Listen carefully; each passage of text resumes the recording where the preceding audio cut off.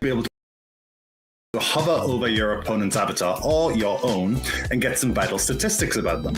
You'll be able to see their VPIP, their... Calling all low to mid-stakes players, it's time to light the torch.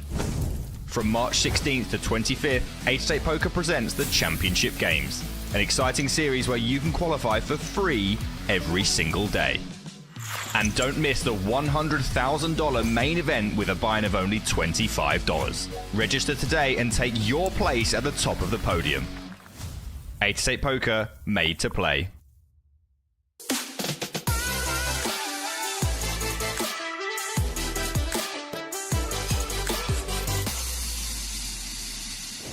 Hey guys, I'm Ian Simpson, and today I am super excited to announce that 888poker will now have a HUD or heads-up display built into our software. Whenever you're seated at the table, you'll be able to hover over your opponent's avatar or your own and get some vital statistics about them. You'll be able to see their VPIP, their PFR, their 3-bet, and where they're from. So how do we put this information to work? Let's say you've opened and the button 3-bets. Well, you can hover over your opponent's avatar and see their 3-bet statistic. And here we can see that it's only 4. Now that's actually really small.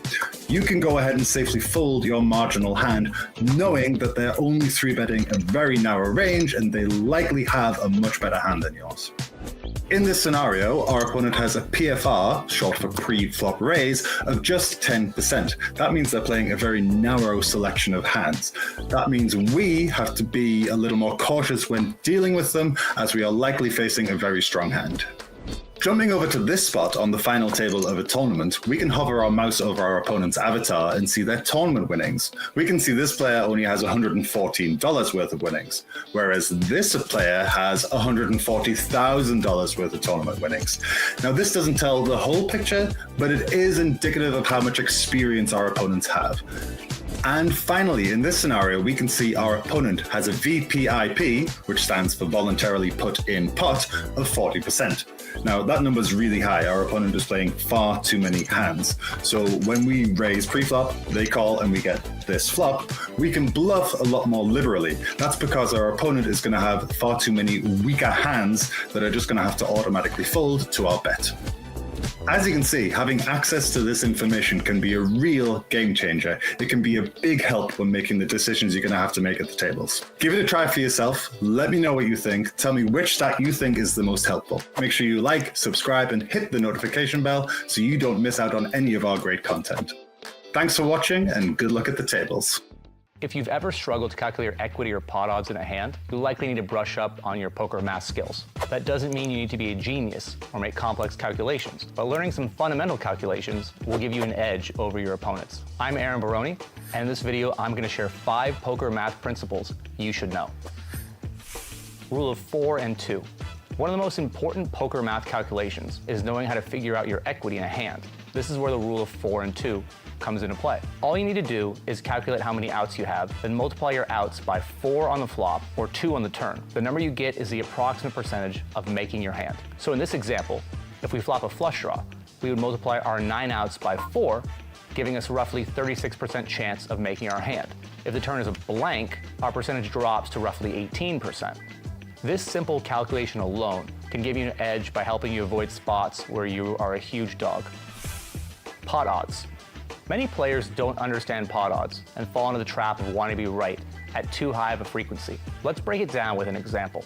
Imagine the pot is 100 and your opponent bets 100. It costs you 100 to call, making the total pot 200. In this situation, you're getting 2-to-1 odds. That means you only need to be right 1 out of 3 times, or 33% of the time, to break even. But here's the exciting part. If you're right even half the time, you're not just breaking even, you're making profit. Understanding pot odds can significantly improve your decision-making and profitability at the table. Understanding blockers. A blocker refers to having a card in your hand that makes it statistically less likely for your opponent to have a strong hand. For example, having a hand like pocket tens on Queen Jack 9-5-3 board would drastically reduce the number of combinations of straights our opponent could have, because we're holding 2 tens, and the only way they can make a straight is by holding one of the final 2 tens in the deck along with a king or an 8. Holding 1 10 would decrease your opponent's potential straights by 25%, and holding 2 would make that number 50%. With our opponent having 50% less straights, we then expect our full equity to go up considerably, and therefore could look to apply pressure. Be aware, our opponent could still have other strong hands, such as a set or 2 pair. Bankroll management. People ask me all the time about how many buy-ins are needed to be sure you won't need to reload. The exact answer to that question is fairly complex, not only because it relies on your edge, but because tournament poker can have so much variance, even over large samples. Let's look at an example of a 1,000-player tournament with a standard payout structure, $10 ABI, 10% ROI simulated for a 5,000 game sample. In that example, half the field would have been fine with a 2,000 bankroll or 200 buy-ins. But that means half the field was not. 15% needed a $5,000 bankroll or 500 buy-ins, 5% needed 7,700 bankroll, 770 buy-ins, and 1% needed 11,000 bankroll or 1,100 buy-ins. 22% of the field was down money, despite having a 10% ROI. So when some people tell you 200 buy-ins is enough, it might be, but it might not. The safest way is to be properly rolled for the games you play. Continue to work on your game. As the greater your edge, the less likely you'll be subjected to the more volatile swings, better ensuring you won't have to redeposit. But if that does happen, you can take solace in the fact that many of the best players in the world have suffered the same fate. Calculating your win rate and ROI. Outside of playing, math is important in helping you understand if you're a winning player or not. Determining your win rate requires knowing 3 things. How many games did you play? What's your average buy-in? And how much did you profit? Let's break it down with an example. Imagine you're a player with a $10 average buy-in and you've won 5,000 over 1,000 games. To find your win rate, divide your profit by the number of games. 5,000.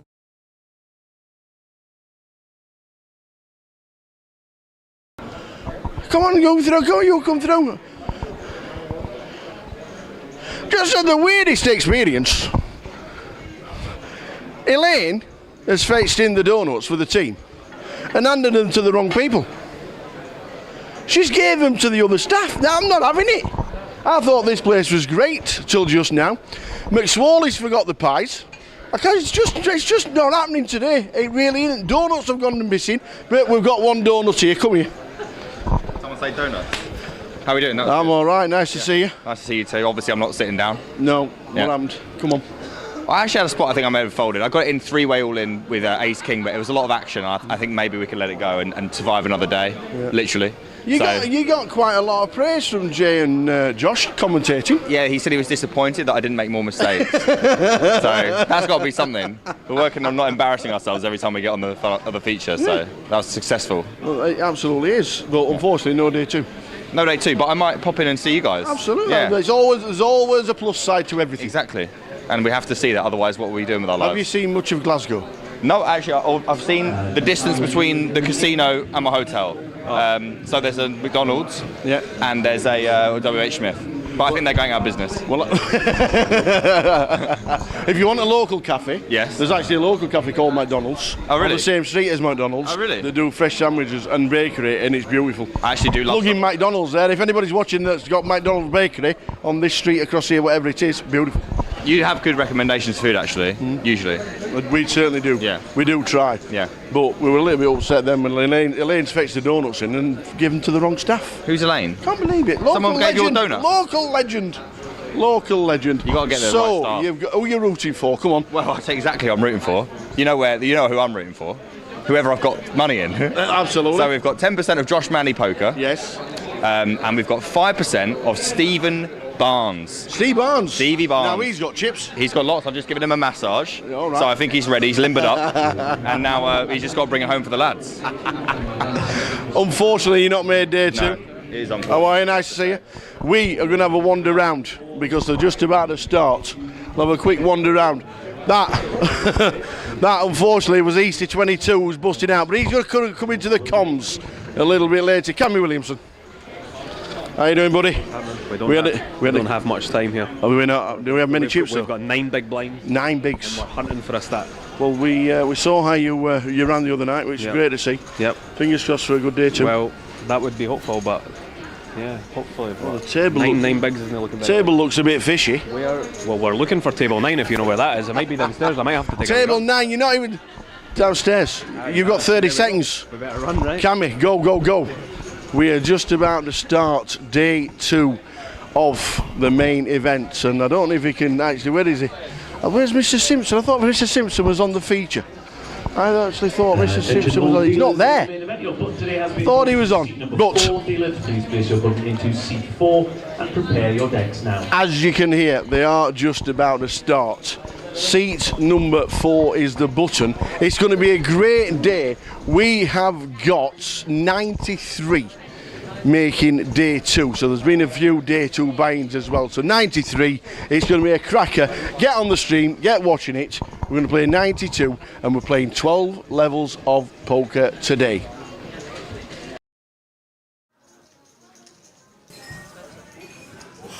Just made it.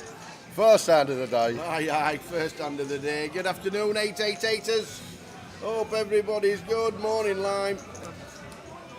We are here for day 2, 93. And we're playing 12 levels, plus the breaks, finishing at 2:30 AM. So not too bad, really. No. 9 hour day, 9 hour stream. So not bad at all. 12 levels of poker to be played all the way through. And there's Vivi on the feature. I thought it was Ian, but I thought Ian Simpson was on the feature and originally, but Vivi is on the feature to start in seat number 1. She's just doing a video, as you can see. Some feature as well, Tower. We've got Meng Shao, we've got Michael Caine, we've got Stu McNally. Yeah. Ready to do it, ready for a good day. Enjoy 888 Pokers, Poker 888 Poker TV on Twitch and on YouTube, and also Grosvenor Poker 888 and on Facebook for Grosvenor Poker as well. 4 channels, watch it, enjoy it. Day 2, 12 levels, 9 hours of streaming.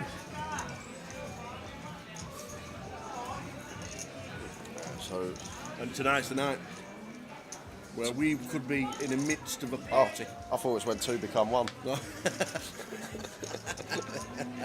The Spice Girls. So yes, this is it.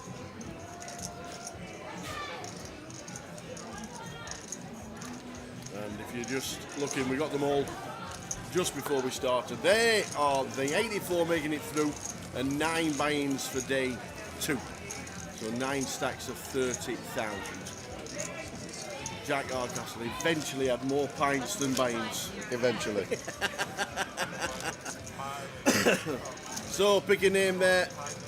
Who is your favourite to win it? I know he's up there in the top, and you say, no. he's got all them chips. Oh no.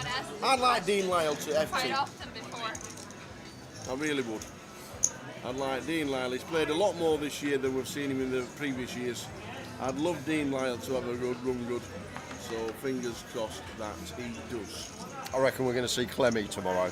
Do you? I reckon Clemmy's going to be there on day 3 tomorrow. Nice one. So plenty of names there. Good afternoon, everybody. Welcome to the live stream. And we have been told, and there's not a lot we can do about it, this place on a Saturday night gets extremely busy and loud. So, Abel here. Bell should be all in for his 9 bigs. Over Maljan's cut off open.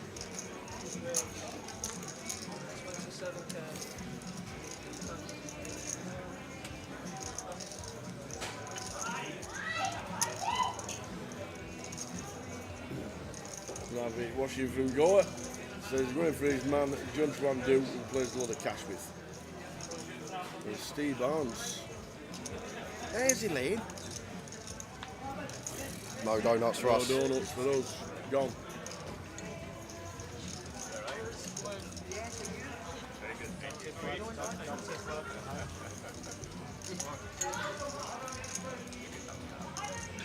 One thing I've noticed while we've been here, these have to be the cleanest stairs in the world. Yeah, that is true. There's a 10 on the flop, so Maljan could be busting a bell here. In the first 5 minutes of the stream. But Oh, it's never easy. the queen on the turn. So a bell out in front, but lots to fade here. Jacks, kings, 10 spades. And does, wow. Yes, the queen on the turn. Multitude of outs to fade on the river. But does it?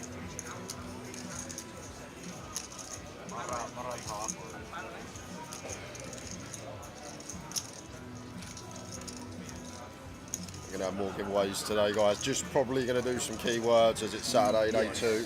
Concentrating more on the poker.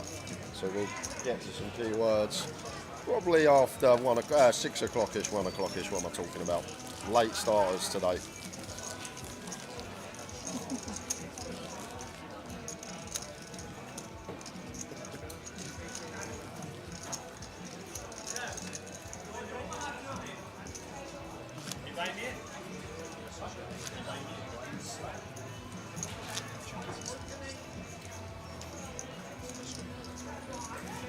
So good afternoon, one and all, wherever you may be.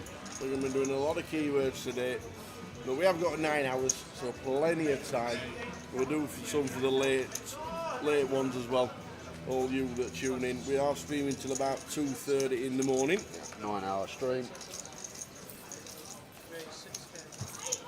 Yeah, 5:30 till 2:30, Rabbit. Whatever time it is with you. Literally, this feature table, Scottish poker royalty everywhere. GK's come to join us as well as Elaine. We've got some of the top players in Scotland all scattered around this feature. Yep. Obviously Vivi there as well, Chen Chen can play. It's a tough old table to start the day.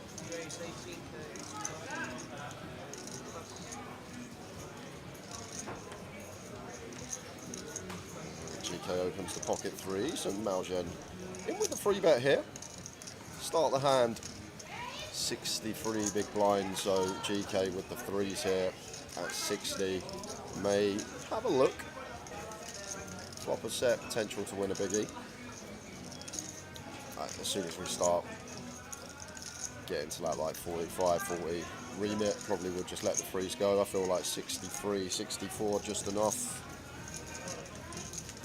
to go mining.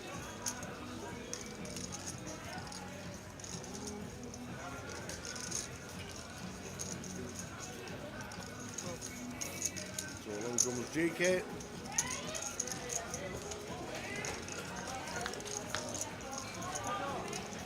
And that's not GDPR either, that is GK. Because he does have 48 letters in his two names. I know. And he says, please, just call me GK. So we did. Pocket three's still out in front.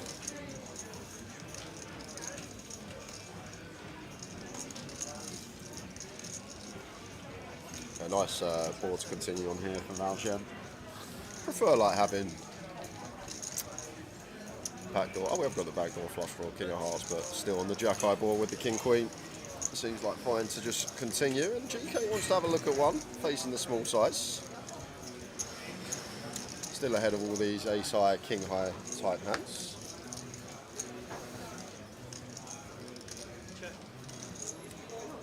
Like if we're up against an opponent that plays honest, we'll c-bet once and then just always check back, turn, and then check back river. Unless they connect, then more merit for calling the freeze. But against this particular opponent, Malgen, what we've seen of him the last couple of months, he is super aggro. He will get after it in any given spot.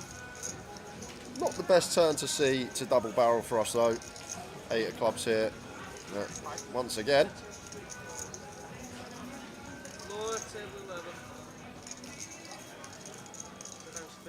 Here comes the barrel.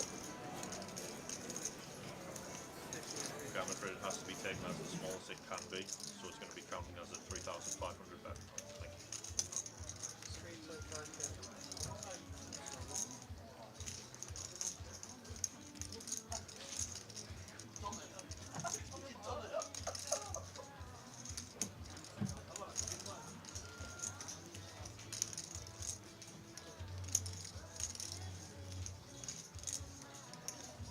Thank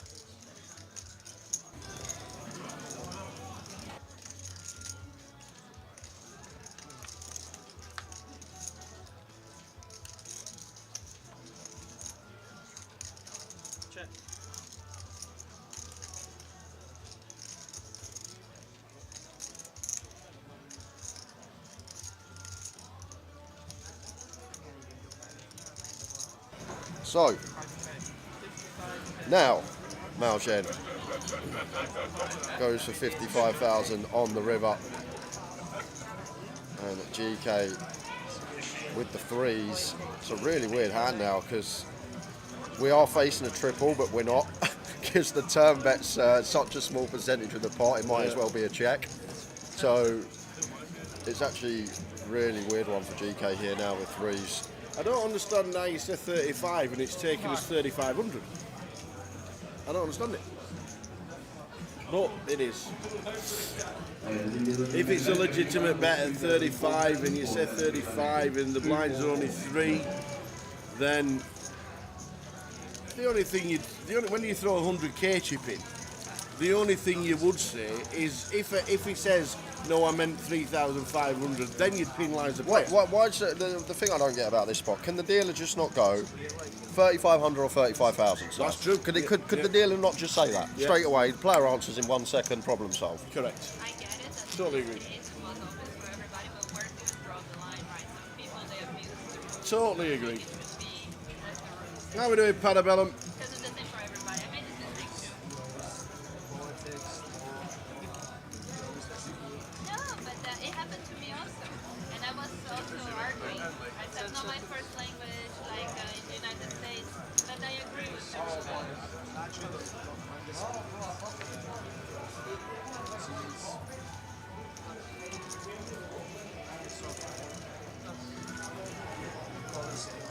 Yeah, but because some people abuse, this is why. Yeah, I agree. Yeah, it's because of the very little ones that do bad things. Everyone has to pay for it, yeah. With everything, right? Yeah.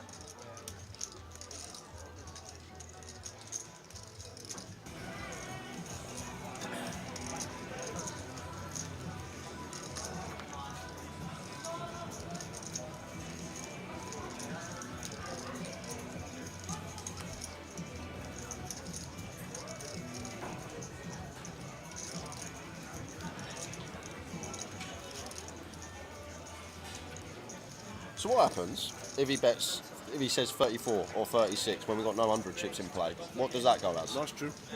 Yep. Yep. Absolutely right. I just feel a bit hard done by Malgen. Feel for him because that turn barrel would pretty much always be getting through versus GK's specific holding. So it feels a bit hard done by here. As Vivi with the 10, Ace King going to squeeze it up, makes it 28k from the big blind here. And now Chris on the button. Generally don't see too many bluffs in this spot. Big blind as a squeeze. The 10's just way too high up and we're under-repped ourselves as Chris to do anything but come along.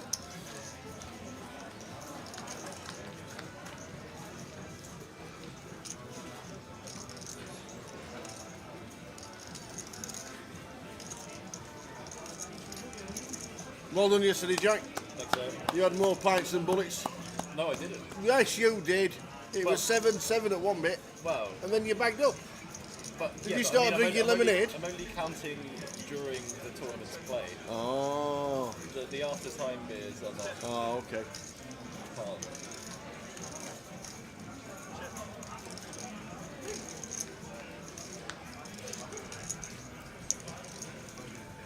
So Chris goes for the check back here with the 10s on the 6, 7, 8 after Vivi's squeeze from the big blind. 4 diamonds on the turn.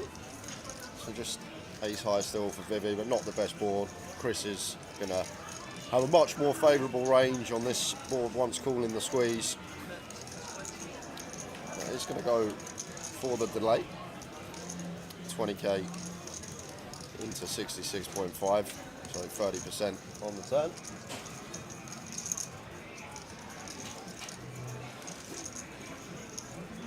Nice easy call for Chris, off to the river. Maybe Vivi with the idea, bluffing some diamond rivers here, or just getting there. As you do. Easy game, you know. I like Chris. Don't ever give him sets really. 6s, 7s, 8s. We expect to bet small flop. Maybe check back when it looks like Vivi has some ace king, ace queen, but I doubt Vivi's ever going to think Chris has any sort of 8, 6s, 7s here. So only hand we really target tower is like the king X of diamonds, king queen of diamonds, king jack of diamonds, king 10 of diamonds, and then some like 9s and 10s. But then the 9s and 10s not always going to check back this flop. I feel like they're ones that more often bet the 6, 7, 8 than check behind. So now 50k on the end here from Vivi, and Chris with the 10s, only really beating some stuff like ace queen now, ace jack, hands that squeeze and go for the delay on the turn and feel like this king river's too good not to bluff. So only beating a few select combos, really bad river for us to see. Even some bluffs getting there.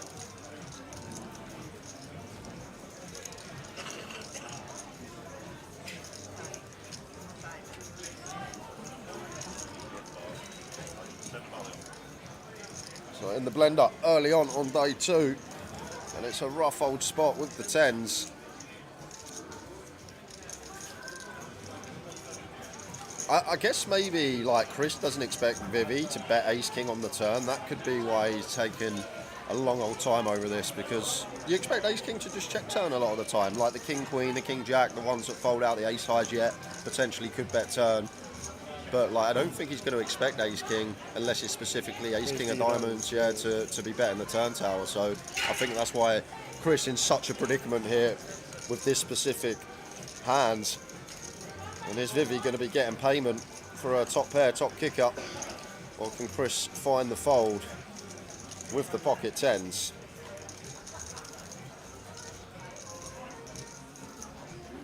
Long old dwell from Chris in this one. It's a real annoying spot tower, because we don't expect this river to be bet that often. Like, we expect ace king to check turn, not too much king X that want to bet turn. So when this king rolls off and Vivi wants to continue firing, I guess ace 5 suited one she could definitely have actually. Ace 5 suited seems prime. Squeeze as a bluff pre, check flop, turn R straight, just go bet. I guess that is definitely in there. But then Vivi has to squeeze that at a high frequency pre, which may not be the case. But Chris does come to the correct decision. Eventually saves 50k on the next hand. Mink the Mod and the cats are both in the building. What, he's brought his cat? Oh, piano cat. Yeah, I know. I thought you meant he brought his cat. Like you get cats in a casino. That was you. I thought that was just you. I've seen Kat. She come and said hello to me. She did. She's on me too. She won a satellite to Newcastle UKPL, so we will see her there. And about an half an hour before she got here, she won a 109 ticket as well. Nice. Online.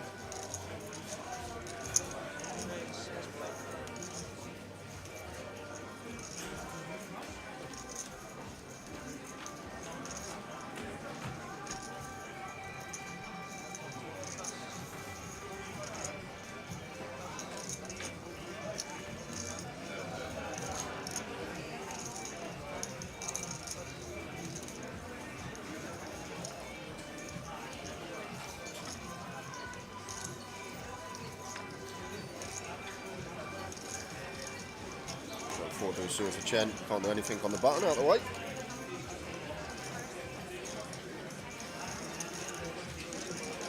Does anyone like a break? Okay. Thank you. I'm out of Are you to loop send again? You can jump in for half hour. Jump in. Go on. I can claim it as being productive. Do you want half an hour? Yeah, I'll go. You want freshen up? Get some breakfast. Go get breakfast. I'll go get breakfast. Here comes Mr. Jack Hardcastle for half an hour. Thank you. He's going to come in. How are we doing, sir? So, Glasgow's taking all your money, has it? Yeah, as everywhere seems to these days. You're on a bit of a downswing in the minute. A little bit. And you do openly talk about the bad side of the game. Yeah, you don't. Well, it's not like a mode, downswings happen. No, But yeah, it's definitely the most prolonged sort of period of time for me. Yeah. We missed 2022, Jack. He was a much better player than this one. It's not easy to consistently be at the top of the game, because the game evolves a little bit, and like you say, you go on a bit of a downswing. You don't hit the cards what you used to. I don't think I'd have ever lost aces versus 3D suited a couple of years ago. I don't think it would have happened. No, here we are. That was some highlight reel, was that, unfortunately.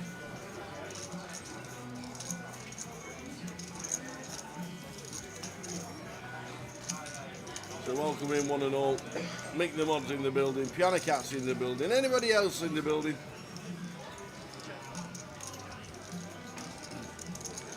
Who won the high roller? It was Mao Zhen who's on the hand right now for 30,000. They just chopped it slightly, 28,000. He ended up with Cameron Williamson coming second, who's still in day 2, and Adam Wilkinson was third. They did a slight chop.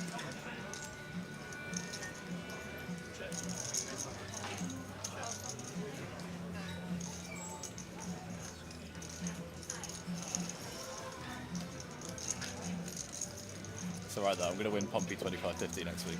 Yeah, you got 25-50 of you next week? Oh yes. Awesome. There's also, let's quickly run through the 25-50s, let's have a look. There we go, next week. Portsmouth, Luton, Sheffield, Bury New Road in Manchester. There's also a mini-fest in Birmingham, one of the mini-fests. But you'll be pleased to see that we've also added another competition tournament this year. Portsmouth. I did see. In summer. And it's the exact 6 days that I have off between other tournaments as well, which is perfect. So I was maybe going to go elsewhere, but I can actually just play 3 weeks in a row in Europe, so not miss a single day. Excellent. So plenty going on, and obviously the UKPL. We're in Newcastle next. And I 2 think, weeks' think time. I'm doing that as well because I want a ticket. So. Brilliant. 1st of April till the 6th of April, we are in Newcastle. There's going to be plenty going on there. First time for us in Newcastle for a while. Not done a GKPT or any festival there, I think since about 2012, 2013 maybe. Long time. Yeah, I've never been. You've never been? No. It's near the city. It's near the city centre. It's a little bit like Glasgow. It's on the streets of the near the city I'm loving centre. the location of this one. It's 5 minutes from the football ground if you want to watch the footy.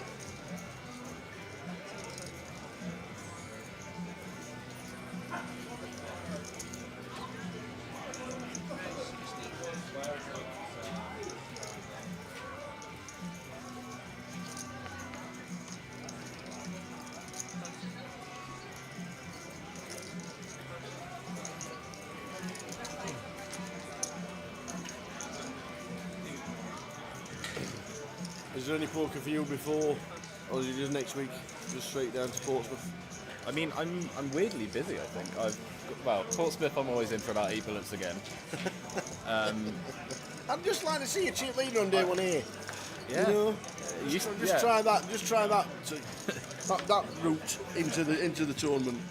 Yeah, well the thing is I won a ticket for Newcastle on 888 and I wasn't going to play it, but it was just missing by half the field in overlay, so I regged it and won it and now I have a seat. So Sweet.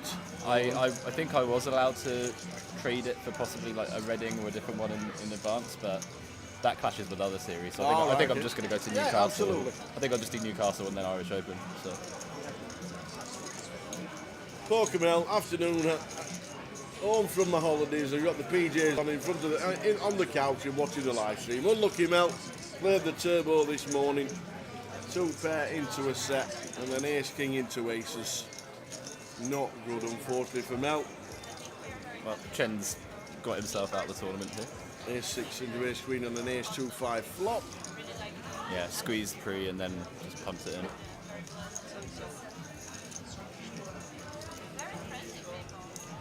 Elaine makes the call. Ace queen for Elaine Johnson, who won a 25-50 in Edinburgh a month ago.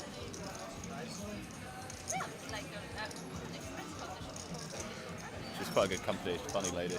She is, yeah. Having a good back and forth on the table with her.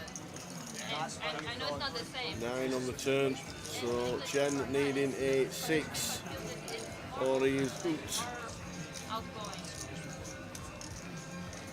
And it's a king. So Elaine takes out Chen. Chen Cheng. Also, on the outer tables, we have lost. Oh no! Lucia Navarro has bust out.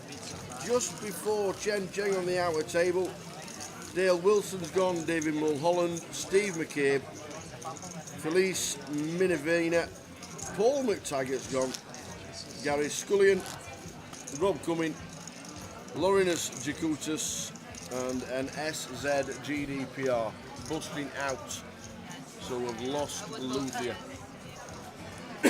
from the field just before Chen Cheng.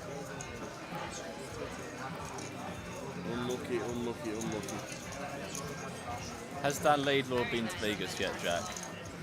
He has not, and I think he'd find the food too exotic.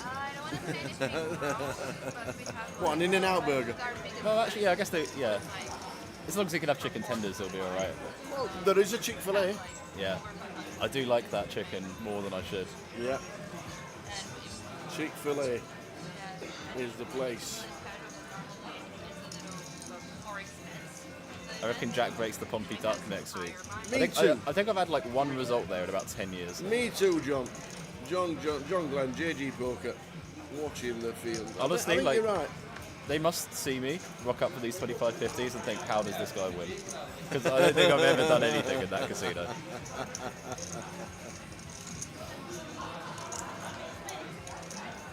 There we go, Chick-fil-A.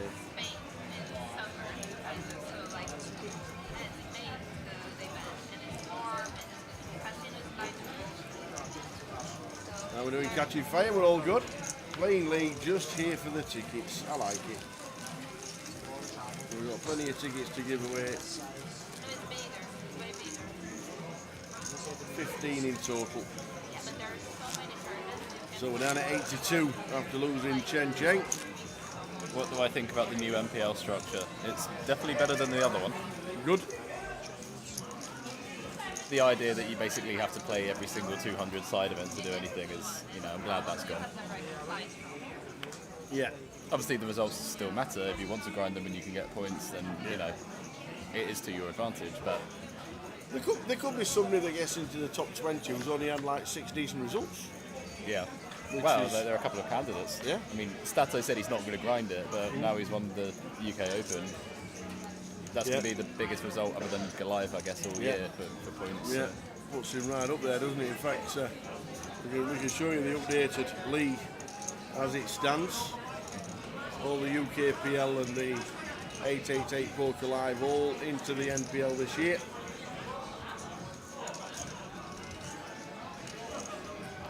Yeah, McNally is gone.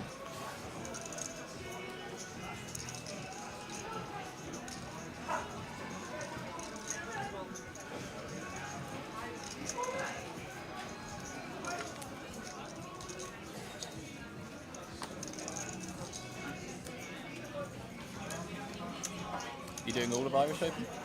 All of it. Yeah. Yes. Class. I get there. I actually fly the day before on the 9th and leave on the 22nd when it's all over. Beautiful. Doing the lot. Hosting You're doing the Irish Open. I'm Are you doing doing some comms as well? Or? Probably not comms. Do the floor videos and wander around and interview at the tables and finalists and winners.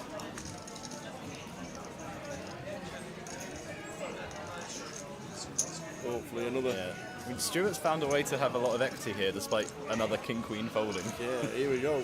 He so jammed Stu's all in. Stu McNally with the King-Queen of clubs. King-Queen folded behind, so this is about as good of a situation as you could hope the King of for. clubs for McSworley. He's needing a club or a jack. He's up against GK with his aces, and it's a 7 of diamonds. So Stu McNally busting out early in day 2. We've also lost. Let's have the butchers. We have also lost Ryan Hutchinson, who just missed out as well, and Stu McNally. So we're down to 81. Down at 81. Yeah, flop set and still had a bit of equity, did Stu. Jack used to be much more aggressive a couple of years ago. Where has it gone? I mean, I quite aggressively busted 8 bullets last night. So, I don't know. Yeah, I don't think that holds up. Oh dear. Apparently, one of my hands left the table in shock after I left. That's what I received in a DM. Do we get anything from the? Do we get to play anything at the Irish Open Tower? No, I'm working it all this year. Been asked to do the floor videos. Laura Cornelius can't work the Irish Open this year, so They routed and scoured the whole internet, and they ended up with me. And Paul O'Reilly rang me up and says, best in the business. Are we coming over to the Irish Open in a working capacity? And obviously jumped at the chance. What was the hand? Ben would like what I did.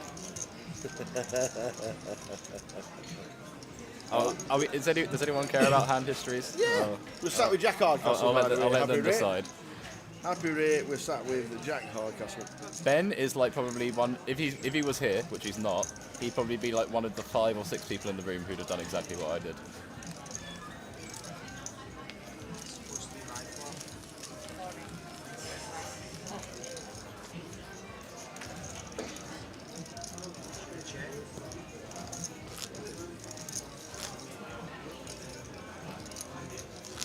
Have 8, but yeah, also that.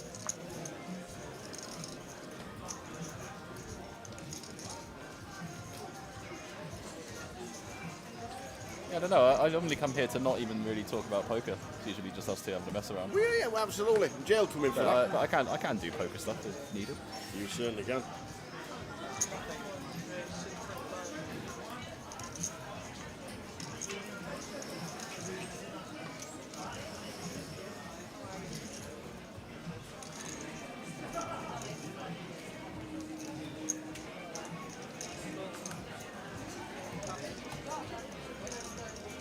Ace King for Vivian, raising the 6.5. Ace Queen for GK. Just calls. Not reminding me of the 3-bet coming in, but decides to call.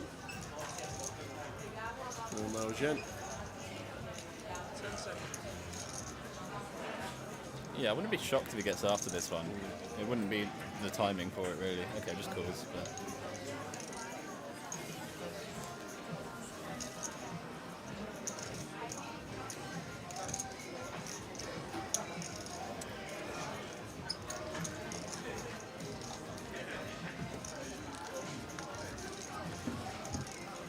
Three deuce flop. Absolute whiff. Is it always a C-bet the Ace King? Definitely not actually into 2 people. The +1 flat is going to be stronger than the under the gun opening range. You have to be really condensed calling there. So you don't really have many boards where you start firing away into +1 and then also it's 3-way as well, not heads up. Yeah, I mean, this is just not particularly great.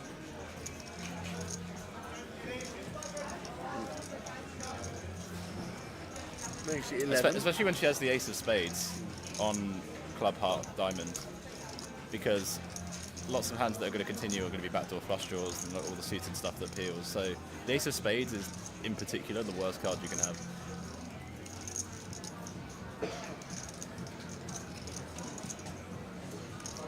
GK makes the call.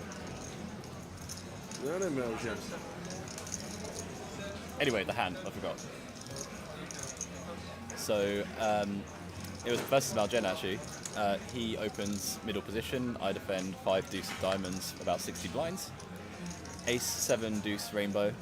I have a backdoor flush draw. I have the backdoor straight flush draw actually, in particular. The ace was a diamond. Check. He bets 1 blind. I check raise to 5.8 blinds with bottom pair and all the backdoors, the backdoor wheel. He calls, turns a 3, so I turn more equity. I'd actually have 4-5 in my range out the big blind, so it seemed like a really crystal clear check raise barrel off to me. And apparently they looked at me like I was an alien as I left the table. and then I ran the hand and it was totally pure. My 5 deuce of diamonds always raises the flop and it always bets the turn and it always jams the river. So basically, if you bluff, people think you're crazy, even though you're supposed to bluff. So. Well, Vivi checked the turn after GK made the call. This might just be in the bin from Vivi.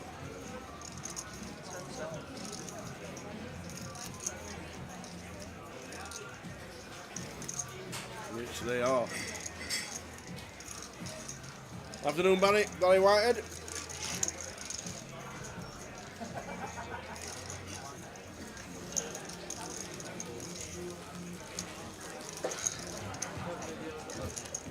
down to 79. Losing Manuel Mercia.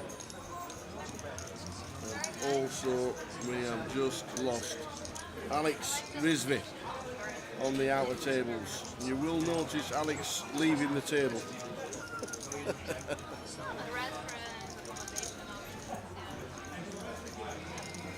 So 79 from the 93 that have started the day.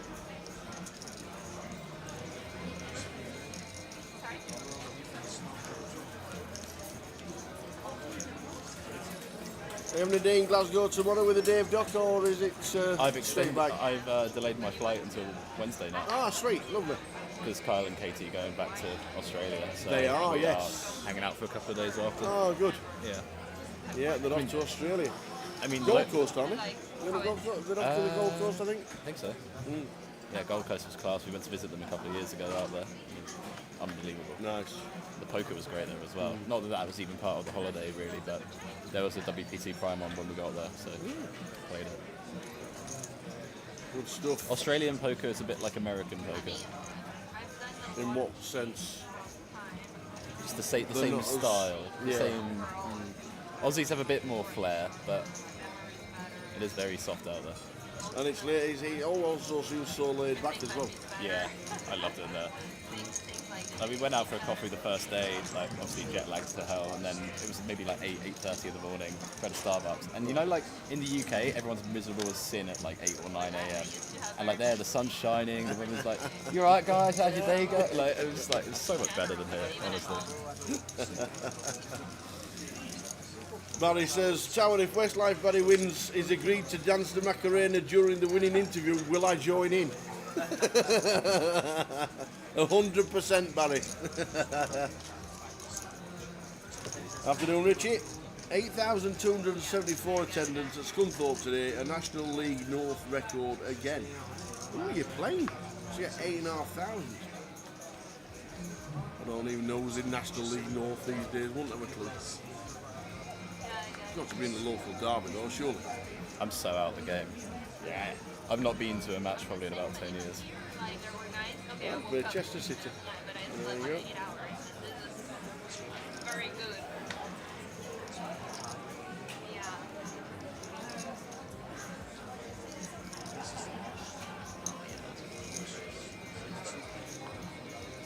Payouts are on the screen. Scrolling across. £58,130 up top. And we are paying 50 places. And 50th is a nice, healthy £1,980.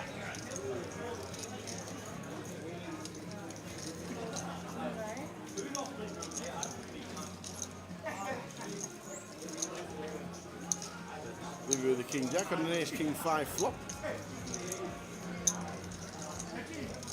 Turn heart could be quite interesting.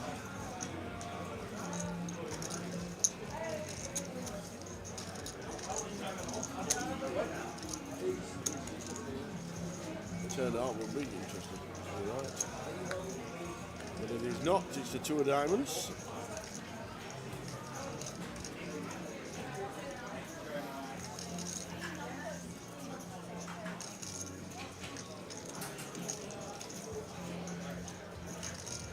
Wait for the action tracker to catch up.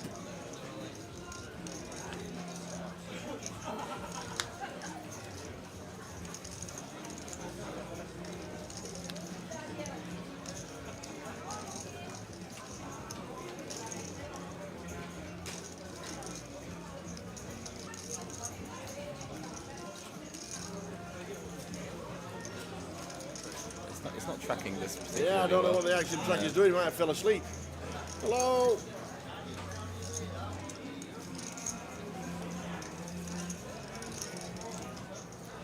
So we do check it all the way down. And Vivi with the king takes a small one. Down to 74. 50 get the money.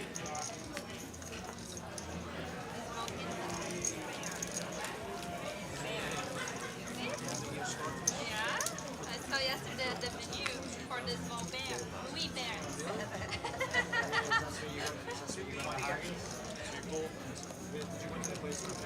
No, a bigger restaurant. No, I found a bigger restaurant. That's why the menu is what it is. It's called Mono. It's 5 minutes. It's pretty good,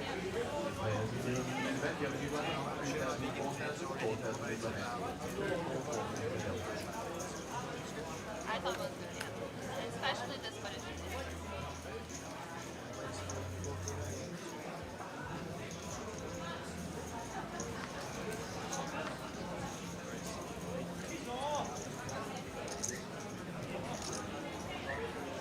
There's 7 for Michael. C3, Mr. Michael Kane.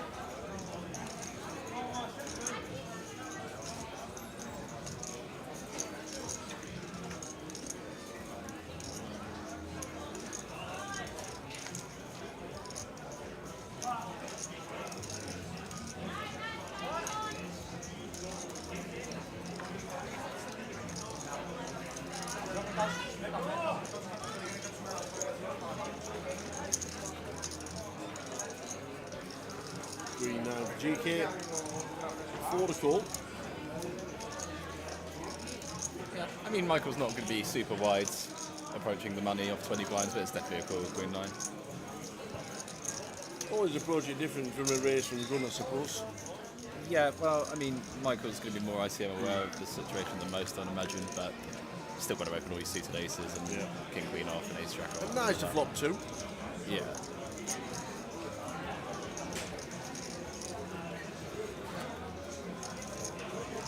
Probably just goes 40, 50% and the hand's done. You don't want a small bet this board, it's too dynamic.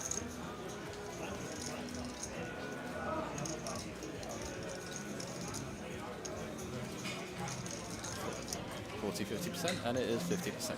Good stuff. Nice one from Michael Kidd.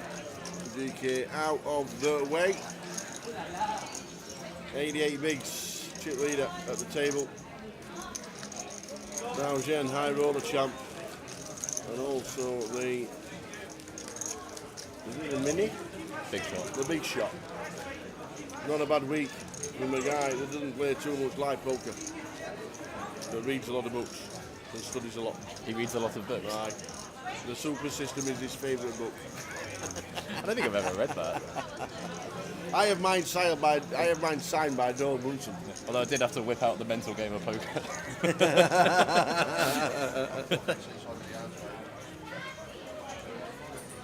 But I do have mine signed by Doyle Brunson. My Super System. That's going to be worth at least £10. It's signed by a lot of people, actually.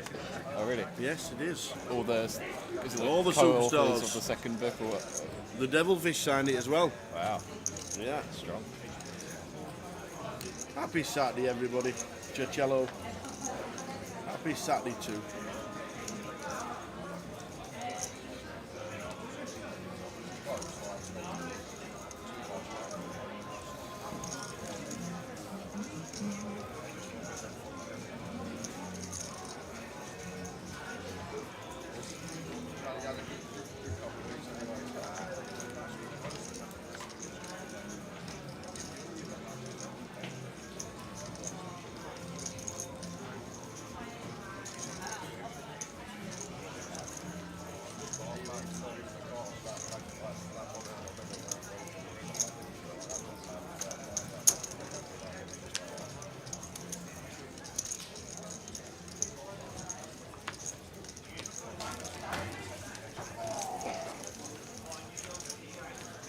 So Chris on 18 bigs, Abel on 18 bigs as well.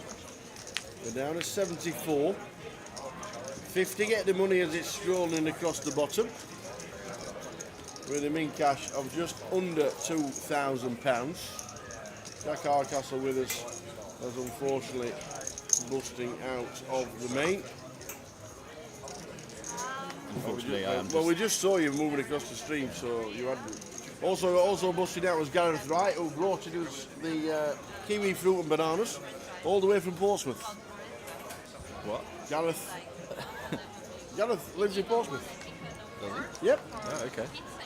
He plays all the tour. Played 888, couldn't wait to meet us at the 888 Portsmouth. And has travelled up to Glasgow to play day 2. Novelli Richard has also busted out. Oh, no, I definitely know who he is. Yeah, I completely Gareth misremembered him. Yeah. Somehow. Cammy Williamson busting out, and Dave Hudson, Adam Wilkinson busting out, and Tom Hall busting out as well.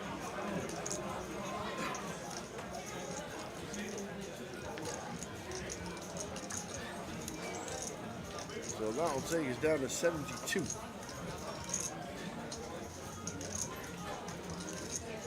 Jack busting out. Unlucky Jack. It's okay, I can play the You're not £300. flicking. Are you flicking in someday? Are you going to play the dragon?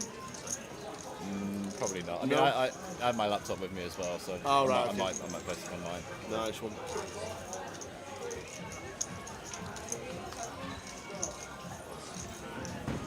Nice one. We'll get Jay back in for the final half an hour of the session very shortly, or the first session of the day. Half an hour to go.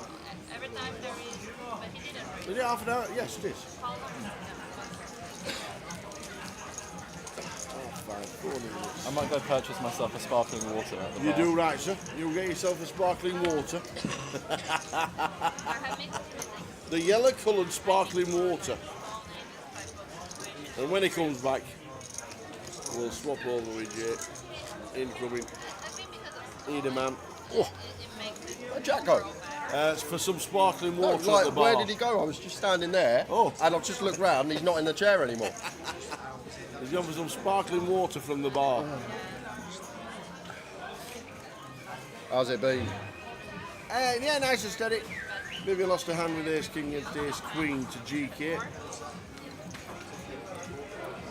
Not too much action so far on this feature, but we are down to 72 with Jack busting out, Gareth Wright busting out. If you like a bit of fruit, Gareth brought the bananas and an apple. Do you know them days where you don't you just feel like eating rubbish stuff? Like, rubbish, like sugary stuff, cakes, donuts. I'm having one of them days today. Well, maybe you should go and complain to Elaine. Where are my donuts? Because the donuts were there.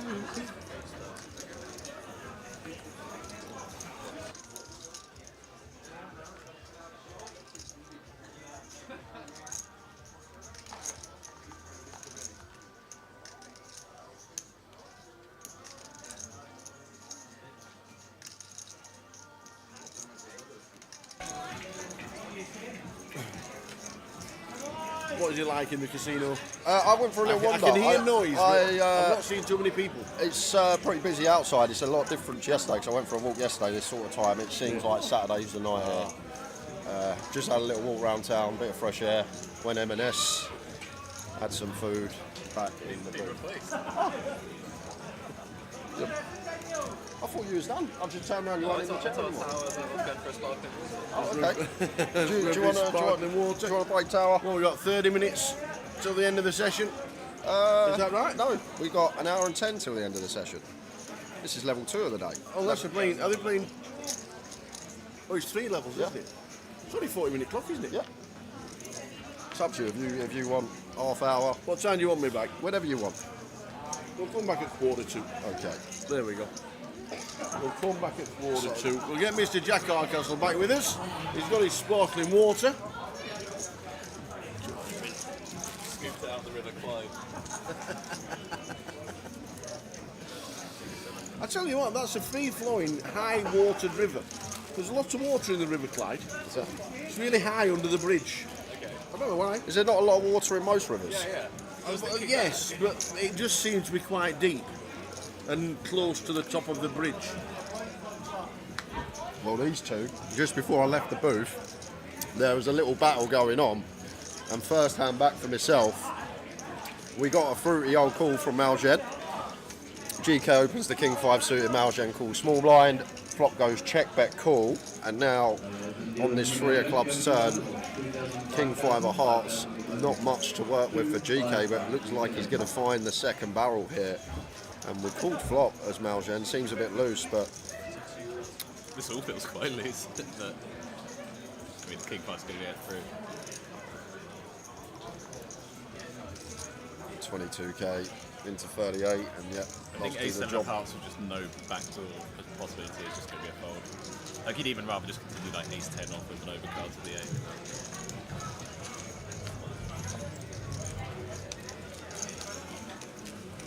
First person I've heard of buying sparkling water. Sparkling water's elite. I will not be having this slander. Love some Tory water. Some Tory water, is that what it's called? Yeah. I don't think I've ever had sparkling water. I obviously have, but like I've never like bought it on purpose. Not a deliberate. Yeah, not a deliberate effort. Sometimes you get them ones when they give you the wrong bottle top and you drink it, you're like, oh, it's fizzy. Yeah. But there we go.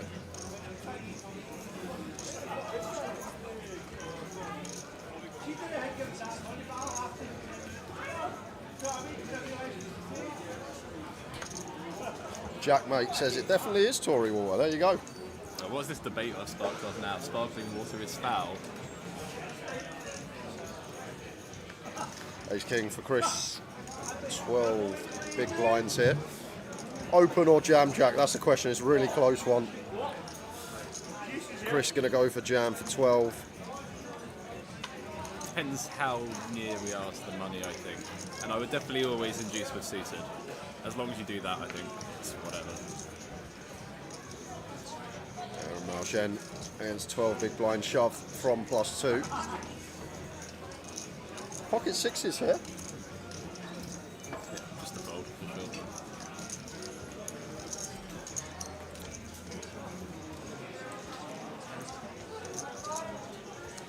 If he calls, this would be positive tilt.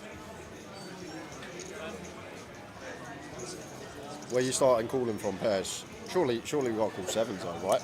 Sevens for 12? Is sad though, man. Like, he's actually got more, I know it's only 1k more, but he's got 50k as 12.5 blinds. Yeah. This man is winning his all-ins at the moment, so let's have a look. That helps when you win your all-ins. It's just like we're too near the money. That 12.5 jam from EP is not going to be particularly wide.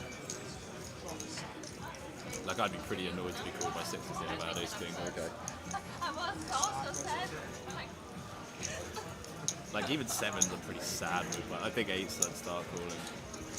See, I wouldn't fold sevens. That's where me and you, I actually probably would never fold sevens in that spot. Sevens is probably a chips call, but then you sort of have to adjust for what that range probably looks like in ICM. Of course. I think I would just bin off sevens.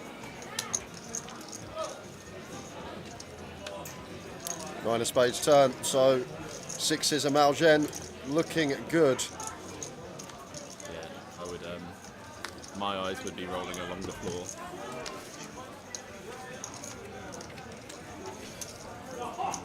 So Jack said he was winning his all-ins. Wins that flip, we lose Chris. Hey mate, that's what matters. Nothing else matters.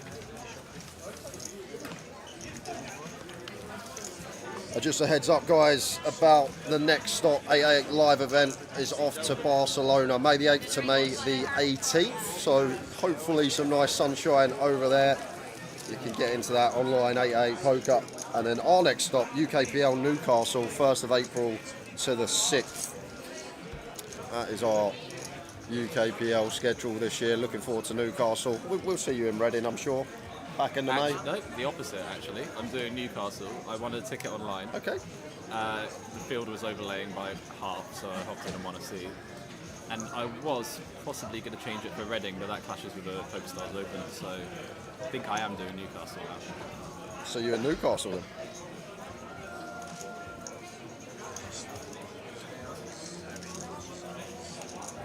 Yeah, never been, but everyone's always said it's very good. So.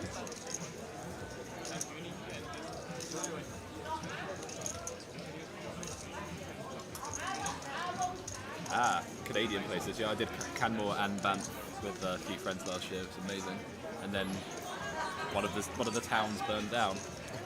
Like genuinely in like Canadian wildfires, and it like was melting cars and burned houses down and stuff. So Abel here, 15.5 bigs on the button against the cut-off. Expect this to go in, ace 10 suited. Yeah, Banff was class. There's the jam.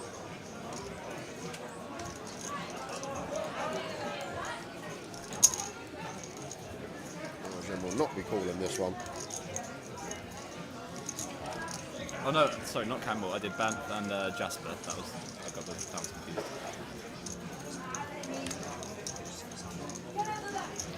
Bell gets it through.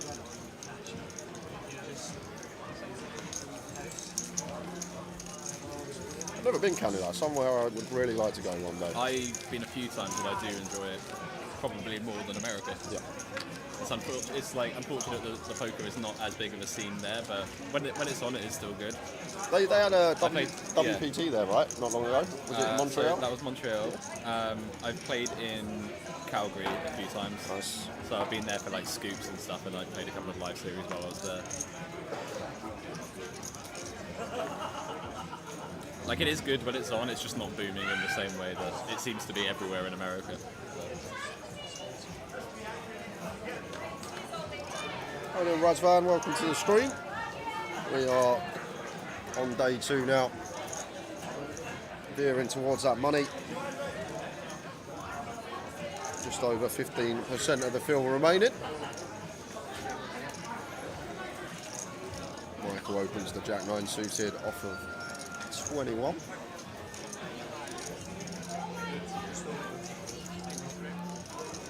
And Shan with the same hand here in the small blind.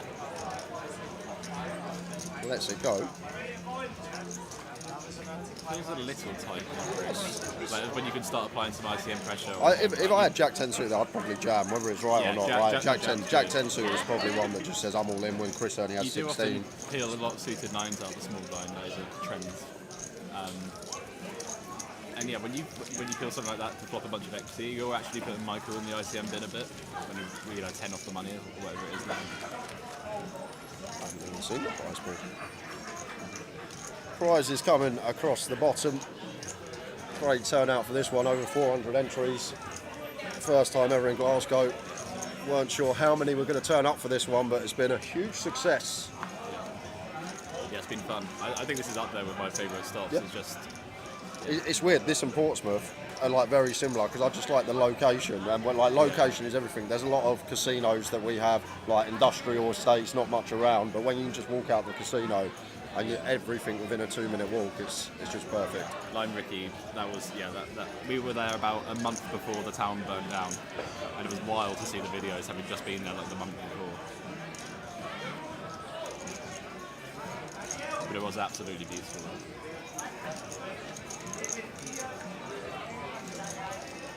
I don't know why I confused it with Camel. Jack 10 off here for Shan on the button. Raises to 8k, and Chris was just shy of 16 bigs. Always jam Jack, nothing else. No like intricacies, little free bet call. You might have some. Yeah. Like when you're approaching the bubble, you might want to start picking up like aces and kings, and like bluff a couple of offsuit ace-X. Yeah. Yeah, Jacks would probably just be sending all those. Nick Peters says, question for Jack. If you cash chunks in a Canadian tournament, do you need to mess around with an ITIN tax stuff like in America? No, I got my money, and that was it. Nice. Yeah, I played the 1700s, I can't remember what it's called, something main in Alberta twice. And I final tabled it twice. Nice. I think I've got a 4th and a 5th in Calgary tournaments. Good going. Maybe you should move to Canada. It's not going too well in the UK at the moment. Yeah, I mean, if I was to move anywhere, Canada is well up there on my list. Better time zone for playing cards. People are less crazy than America.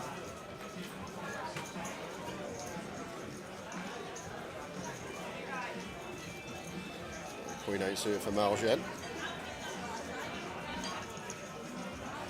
Thinking about it. Lets it go. That is very tight when you have chips in the bubble.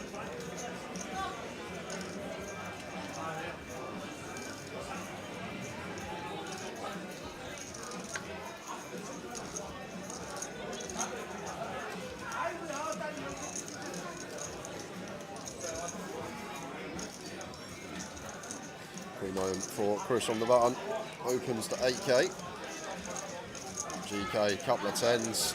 Just going to set him in, I guess, for 20 BBs. So actually, I'd probably be more likely to click up this for 20-21 blinds than like the jacks with the 16. Yeah. I reckon you could, if you wanted to, induce this and like click it up with a bunch of high-low offsuit stuff.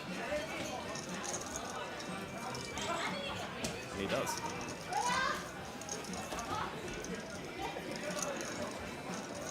Yeah, I do like it. Like the size choice as well. Yeah. Seems good. Still room to fold when we do have these bluffs in there. 10s becomes the close one, I think, and you know, you might just do a bit of jam anyway, but I do quite like the attempt. Especially against, I've seen a lot of Chris the last 12 months. He plays pretty good stuff. He's capable as well. Like, he may be one that finds the ace-5 suited, the king-queen suited jam, something like that. Like, of course, you need someone to actually put ace-2 suited yeah, in your eyes exactly. to do it, but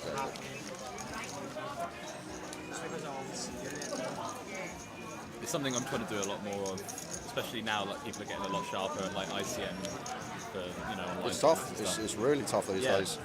Especially you want if to do a got lot of the clicking. saves. You want to make life hard for people. So. I mean, there are spots where like button opens or 15, 16 blinds. You're supposed to just make it 5 blinds or like queen 4 off. You know, there's some pretty interesting stuff that goes on. That's for Chippy B. That's not ICM. He's 10 suited, 4 grand share, opens from gun. Do you want to hear a hand I played versus him yesterday? Go on then. I've said it already, but I think it was a bit lost on tower. Okay.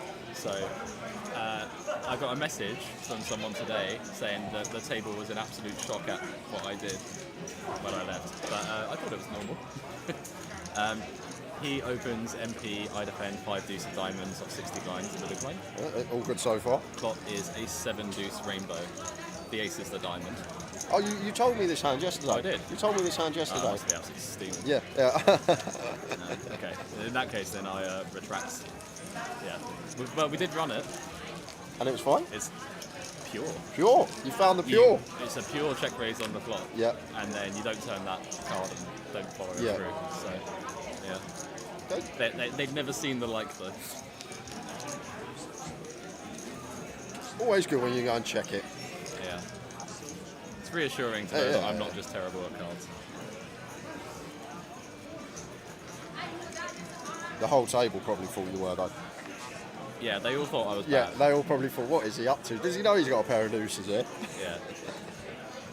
You basically just check raise all of your deuce X below the 7. You really want to clear out equity immediately with a hand like that. I can show you it. Do you need the backdoor flush draw? Or No, is it it actually all? uses all of Oh, them. it uses all. I thought it might be a candidate for the backdoor ones only. I'd have thought particularly when it's the ace of diamonds, it was the nice one because backdoor straight flush draw. Yeah, it was all of them. That seems you a wanted bit, to, you wanted to much, do a little bit of cooling with the one that wasn't a suit, but still mostly raised. Okay. So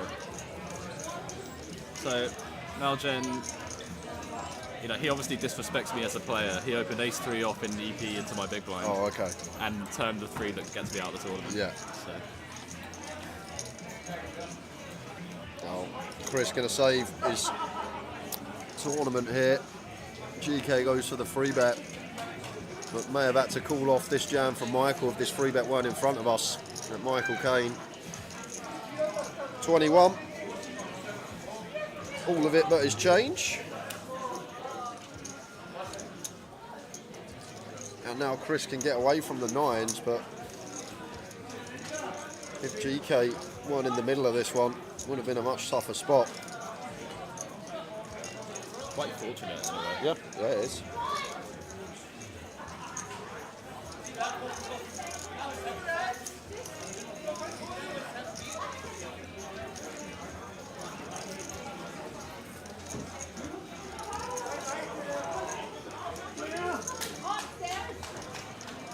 Well, GK hasn't folded yet, but surely this goes into the muck. There we go. The old pretend thing. Yeah.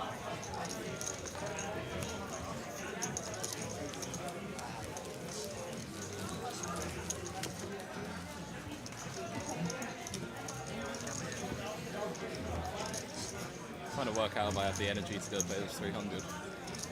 I'll have a sweat. Let me buy a little piece. At face, please. If this is what my life has come to, Yeah. telling you actually the 300 dragon, then I just like the sweat. this absolute parody that my life has become. I just like the sweat. That's it.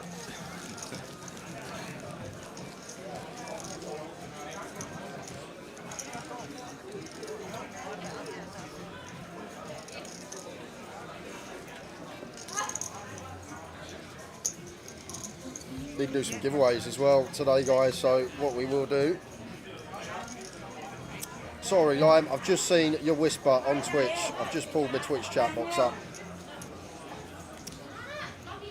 But we can go to a keyword, Lime, at 1:45, so 9 minutes. Let us know what the keyword's going to be. Another two $25 tickets to give away. We've got 15 $25 tickets to give away today. There's Chris with the King 10 suited. +2. Opens off of just shy of 17.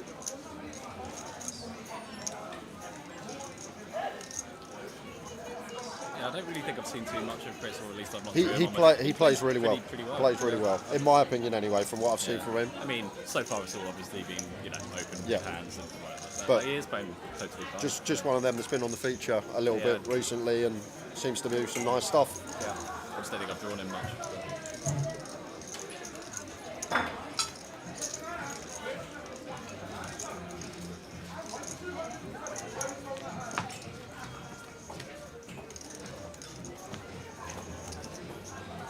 Alright, don't let me down now, Chris. Yeah. I'm expecting one size.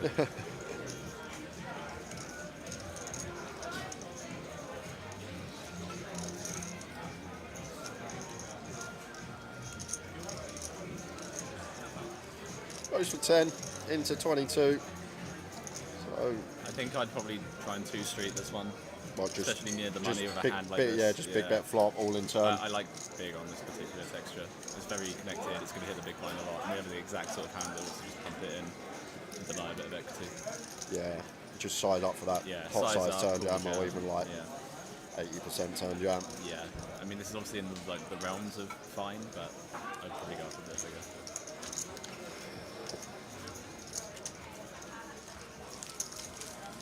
And yeah, if you do want to participate in the keyword, you need to be watching on 888poker TV on Twitch. If you're watching on YouTube, Facebook, come on over to Twitch to participate.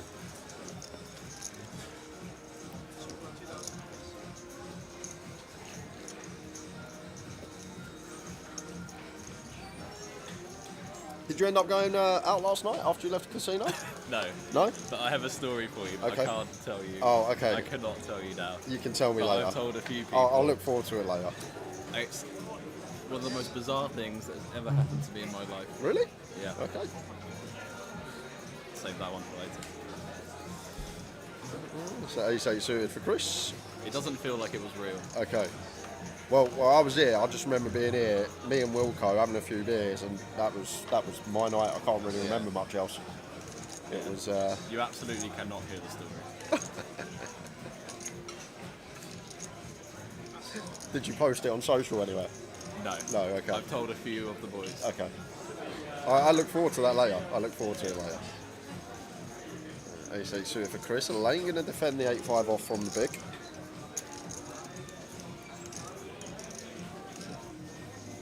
I'm now living in a bit of fear. Why? Because of what happened. I can't wait to hear this.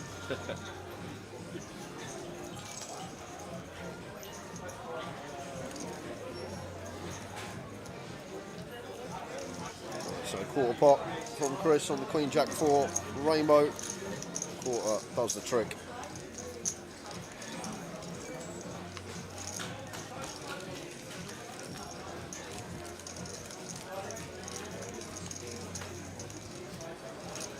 Listen, I want to keep my commentary gig, so I can't actually tell you this one. Yeah, but it's like them They people. pay me a solid £0 an hour here. So.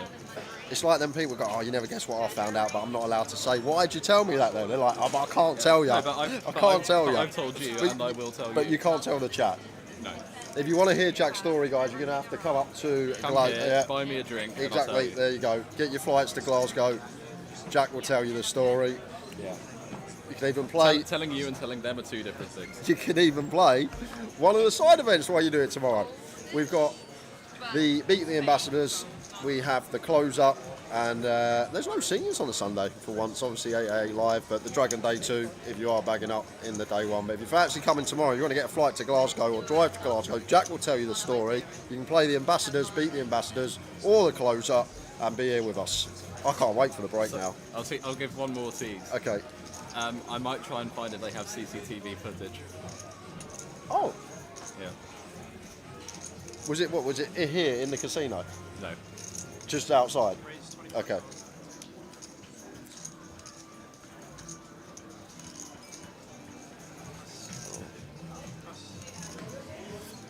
So Vivi opens +1. Malji, I'm going to roll in the 8-9 suited, start the hand with Vivi at like 55. Great 4-bet. So she folds. Really good 4-bet, yeah.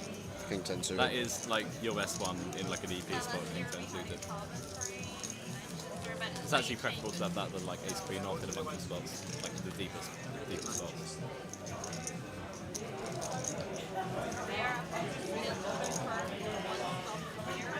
Nothing physical happened.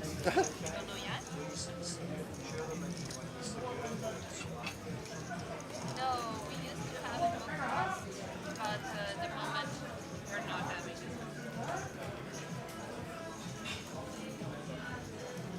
Ace Queen suited for Vivi. Very next hand.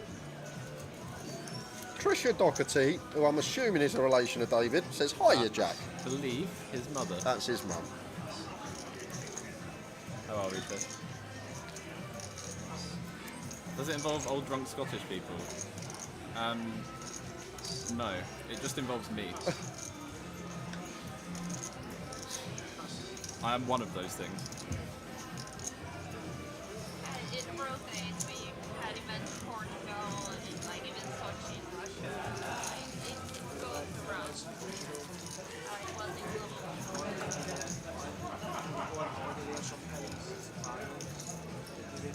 Was you by yourself or with a group of people? Yeah, at the moment By myself. By yourself, okay. I feel like I'm sort of drip feeding this story. Yeah, I'm like trying to piece it together in my head. I can't wait 47 minutes. You will not get it until I say it. Okay. It would be an impossible guess. both very nice. Yeah, it's a close fight. Yeah. Can that be the giveaway? Whoever guesses closest to what actually happened. Was there an open drain and you walked and you fell down? There were Just a hole in the... nothing physical, no injuries, no fighting. But I now live in permanent fit. So GK Ace Jack opens from gun, makes it 8k. And Lane, King 9 of hearts here in the cut-off, going to let it go. We are getting closer and closer to the money.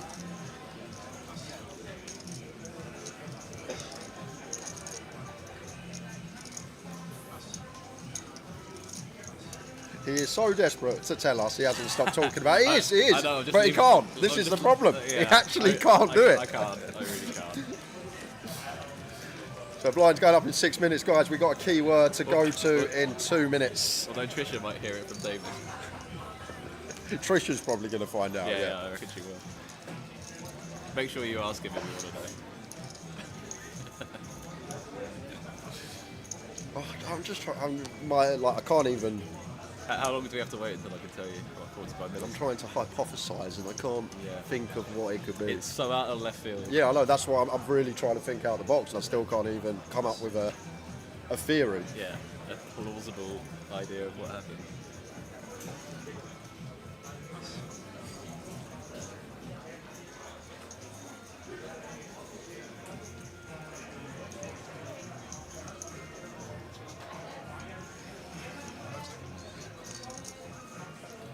Oh, nice sight for Elaine. 31 to start the hand. Couple of ladies. You heard the Elaine story this morning. I don't think so. So she's brought us in all goodies, donuts and stuff like that. She's only gone and given it to the wrong team, the wrong staff. Oh no! Yeah. So we've got no donuts, no cakes. Oh, she gave them to the wrong staff, and now that lot They up were there, just like, they've all got them upstairs Yeah. now, enjoying their donuts and cakes. Always plays the Scotland legs to Elaine. Saw her down at Coventry as well. That's an interesting guess from Jackie Chan. That's not what happened. The most ludicrous part of that sentence, Jackie Chan, is Phil Hellmuth in Glasgow. I doubt he's ever actually been in Glasgow.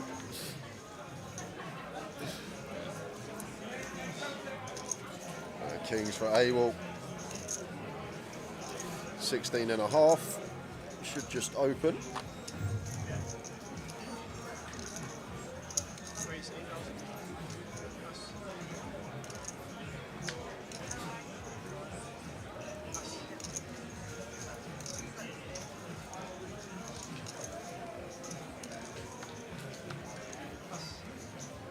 Let's have a look at some of the bust outs. We're going to go to the keyword after this hand, guys, and I will give you a quick rundown.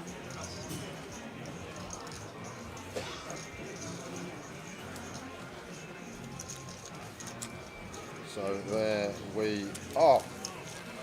Giveaway time. It is keyword time. I think David's on his way down. That's a bit of a spoiler. Is he on the way down for the story? Oh, does he already know it? He just messaged me saying, "Where are you at?" which is never a good sign. Oh, okay, okay. Oh, of course, you meant in the tournament. I just thought you meant he's coming to the casino. No, yeah. And if he comes here, it's going to be extra annoying for you. Yeah, I know, because he'll know the story and I won't. So, guys, we're going to a keyword. I have two $25 tickets to give away for 888poker.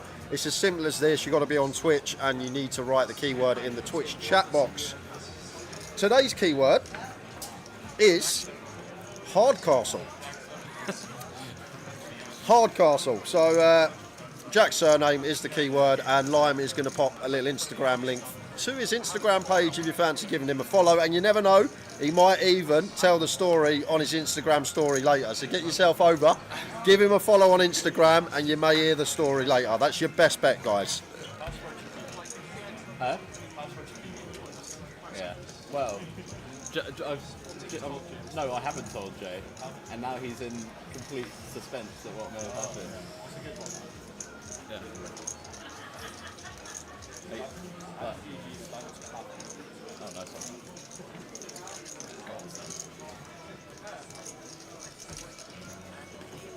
one. Michael with the ace queen.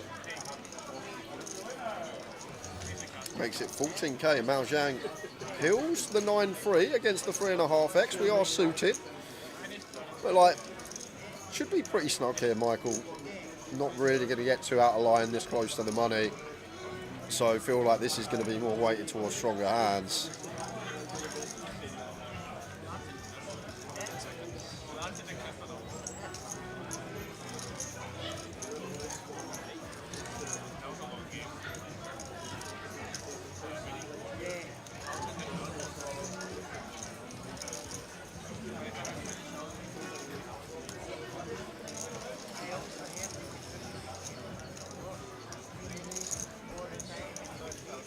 Michael goes with the 20% C-bet on 7-4 deuce with the ace-queen, and Mao Zhen right in with the punishment here. Raises up the 9-3 suited. And now ace-queen in a pretty grim spot. Hard to continue here out of position. I suspect as Michael are actually probably supposed to play bigger or check on this board. The thing about, like, when we go really small, like on the 7 high boards, 8 high boards, like, people just call the 2 over cards all the time as well. Like, yeah. You don't really fold out much of the range. Yeah, like 2 overs should just always call. Yeah, exactly. Nice little play. I suspect if you had something like pocket 8s or ace 7, like one of those, you're just going to drive in loads of chips on the flop yourself, I think. So I suspect it's a bigger size. Hello. We got 1 more minute for the keyword. What was the keyword? Hardcastle. I know. He's been baiting the old chat as well. We've been here 20 years, Yeah. I'm not many yet. Me and Tower never had a keyword, not once. Mao Zhang is crushing Glasgow, he is indeed. The lad can play very aggressive.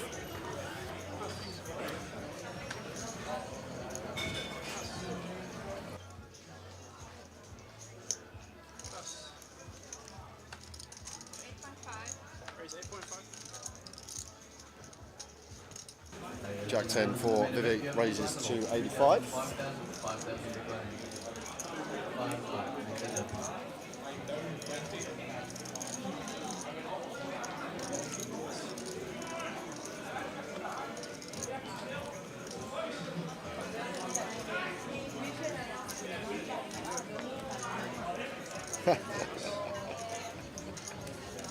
Has he gone? Yeah, he's done exactly what he done with me. Just disappeared. I don't know how he done it. He's just gone. Just disappeared. So keyword going to be closing in a minute, guys. We're not trying to guilt trip your line. We don't care. We don't need a keyword. We don't. So Abel just going to get to jam here with the We're only jacks. kidding.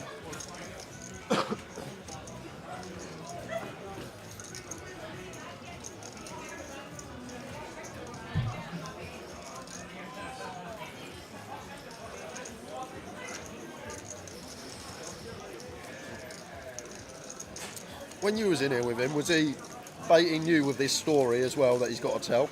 No, Huh? I've heard that. Is he a stoner that he's got to yeah. tell that he's not telling on Yeah, stream? that he's not allowed to on stream. Why? I don't know. What has he done? Here we go. Countdown coming up, guys. Last chance to get in. Two. What has he done? That's what I want to know. I'd love to know as well. So it's nothing physical and he's living in fear now. So what could it be? He's not bet Clemmy, has he? In the dark alley. Yeah.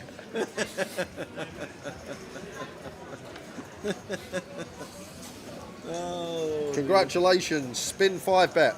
Oh. Spin 5 bet. Spin 5 bet. Well done. All right, congratulations. Poker UA. UA. Okay.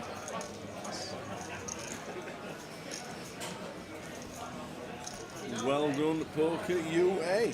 Like it.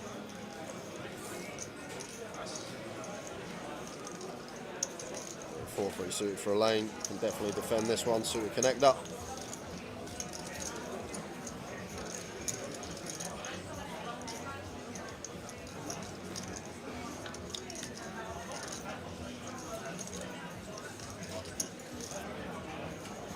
Could have a big pot here. If Elaine slow plays this one and just puts on her check call shoes, this is a hand that GK potentially will be tripling off, but Elaine gonna take that option away from him, goes for the lead here on the 9-4-3. 16 into 29. So between half and 60%, and GK can't go anywhere with his overcard, will draw, backdoor diamond draw. Just going to be a call, and straight away, like, you're going to arrange I'm just going to think she's got a lot of 9x, maybe some flush draws.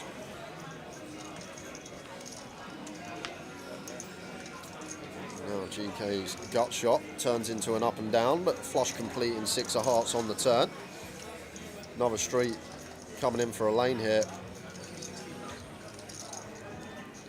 Goes really small, 16 into 61, and I guess as GK now getting nearly 5-1, we just get to take our price to the river.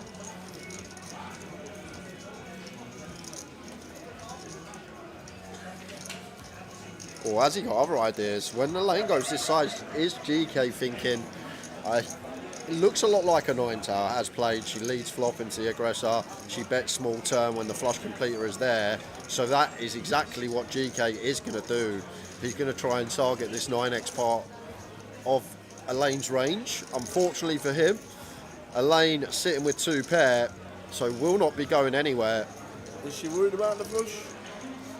Is it something you don't need to be worried about? Like it's there. Yes, GK has some flushes for sure, but he's also got a whole load of Jack 10, Queen Jack with a heart, King Queen with a heart. He's opened late position. And like the thing is, when we go this small size on the turn as a lane, like, we kind of give GK the green light to try and start bluffing us, because it looks like we have a 9 tower. Oh no. 4th heart. And this is just going to be an all-in now for GK. We have to bluff this river. It's the best one in the deck for us.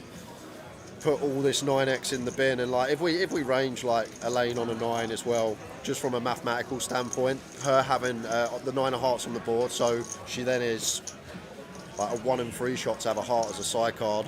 So we're just going to get to jam as GK, and Elaine absolutely hates this run out.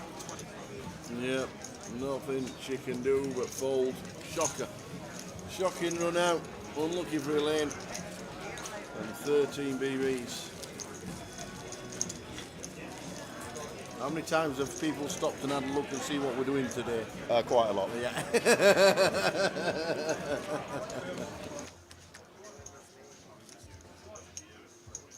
When I watch it back, if you bluff me, cheeky, I swear to God, you'll never walk Glasgow again.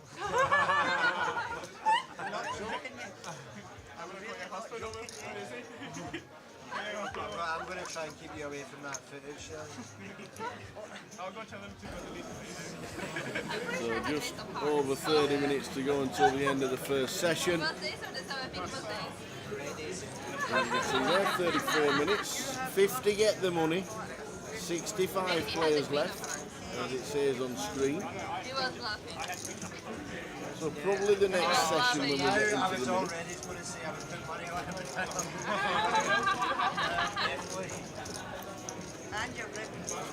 I've been on 66 for ages, it seems. I'm pretty confident when I come back in. Yeah, I can see 65 there, but when I come back in with Jack, we were on 66 then as well, so I only lost one player in like 40 odd minutes with 8-9 tables out there. Different stages of the game. Have a slow bit. We're great to see 407 for the first time ever at an 888 festival in Glasgow. 407 means superb.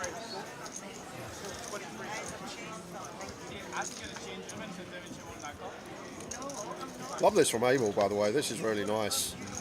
Mao Zhang just going to have to get out of the way with the King 3. Very nice find, sir. Knows how wide this man is. Takes the suited ace-X.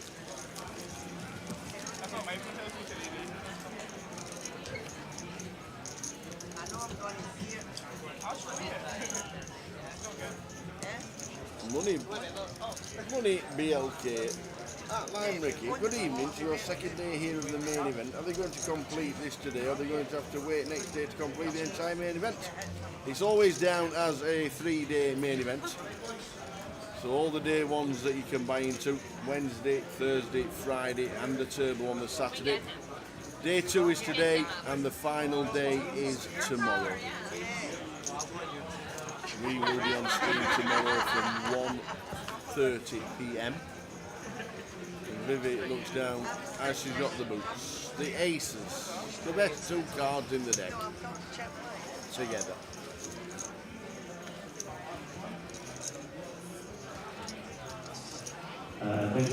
Oh my word! Wow, this isn't fair.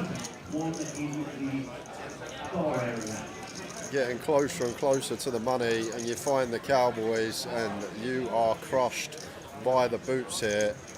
And this always has to get in. 21 effective. Can't really see a world where this doesn't get in pre. Assume Vivi just always jams here. But haven't really got the room to click. Like click to 37 is essentially saying that we're committed against the effective stack size. So I guess we just play jam.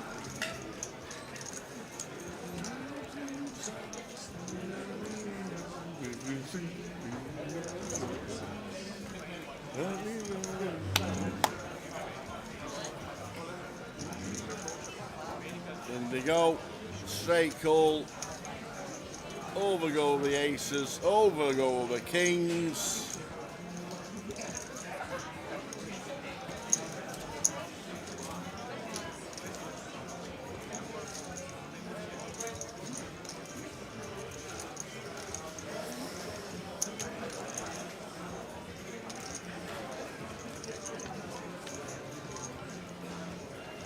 The final total has registered for the Omaha Family Event is being rated to 21 upstairs in the bar area. Told him. 9 on the turn. We need a king, or we will be losing a bell. And it's a 2. So Vivi up to 326,000. Progress. You're on a 15-minute break. That's 15-minute break in the main event after the hand in progress. Dealers, please race off the 500-point chips.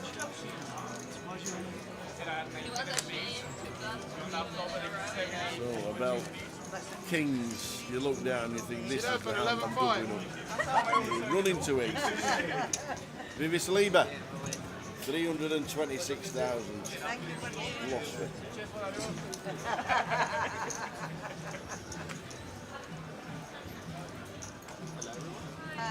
Have you guys done any more Scottish stuff today? I Ask Jay what he did. Jay, what did you do? I woke up late.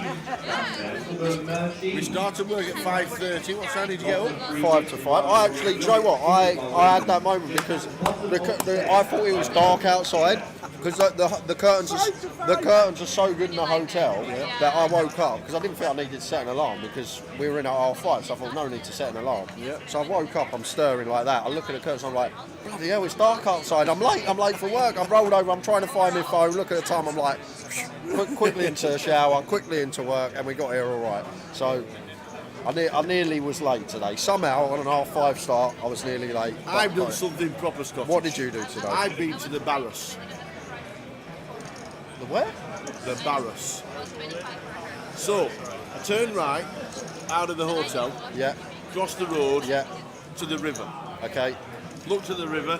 Thought, which side shall I go? That river with a lot of water in. Yeah, lots of water. Yeah, that one. Really, a lot of water. It's really high. It's really high. Turn left. Left all the way into the river. We got into this nice little park. Okay. There's like a Nelson's column malarkey in the middle, a big needle. And then, as I'm walking thinking I'm going to turn round and come back, I see this thing called the Barrowland. The Barrowland? What's this? Off we trot. Barrowland. See this stall selling food. I thought, bingo, here we go. This is a market. Gets there. Welcome to the Barras. Okay. One of the oldest markets in the world, apparently. Get there, it's an array of shops, there's thousands of market stalls inside and there's outside the shop. They're selling food, they're selling street food, they're selling beer, they're selling... It's like a market from the 1980s. And I walk into this coffee shop. Okay. Tea, £1. £1? Bingo! Not £4. Tea, £1. Wow. Coffee, $1.20. Wow. If you wanted a hot chocolate with whipped cream, it was $1.80. No, it wasn't. I'm telling you. £6 in Starbucks these days. Phenomenal. Oh, I tell you what, it was a great... I wandered around there for hours. Loved it. It's called the Barras, if you know what to know. So, at least you've done something That's with your... my Scottish expedition today. You've done something with your day. Good to see. Yeah. Wandered around the Barras.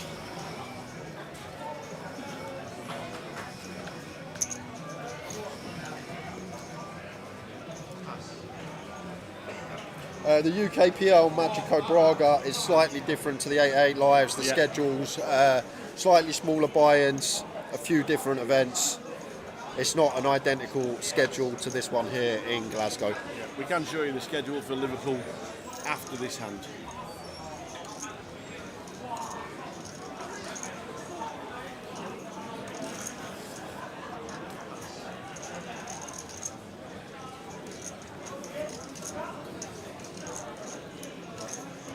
So these two been battling all session. GK Ace Queen here in the big blind. Just going to go for the call.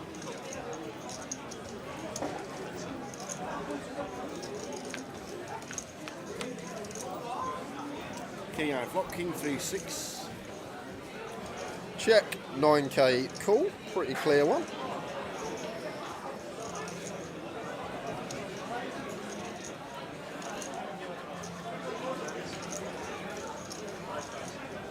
Goes for 5k, tiny little size here. Thought we'd be seeing third at this stack depth.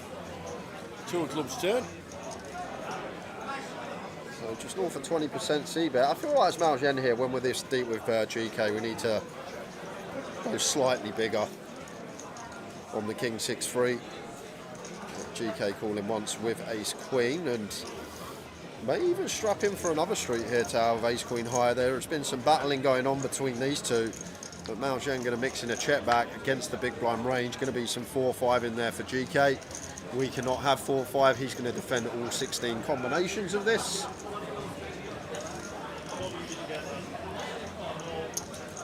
And now get to go for value. And GK probably calls his hand tower. I feel like Ace Queen high potentially calls as played here. 20% flop check turn.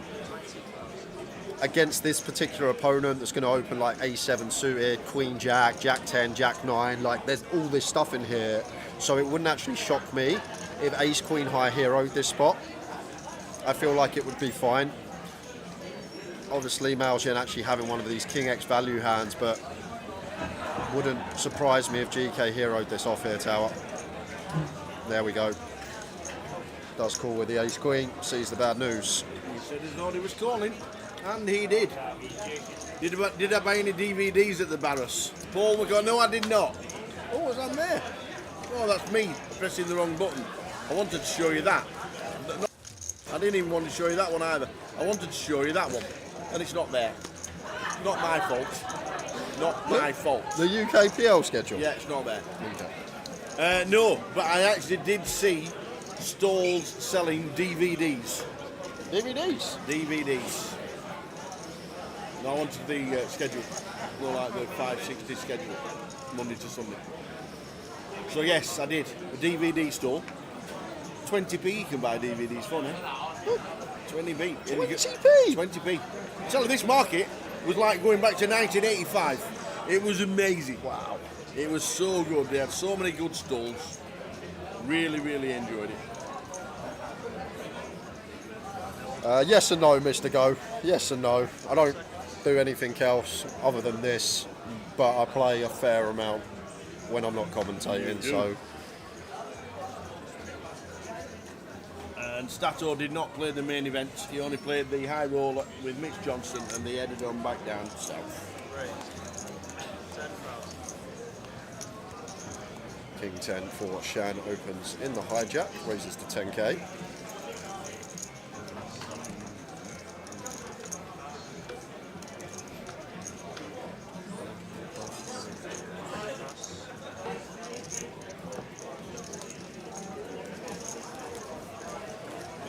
So 22 minutes to go until the end of this session, and then a new table. 58,000 to the winner, plus a bit of juice.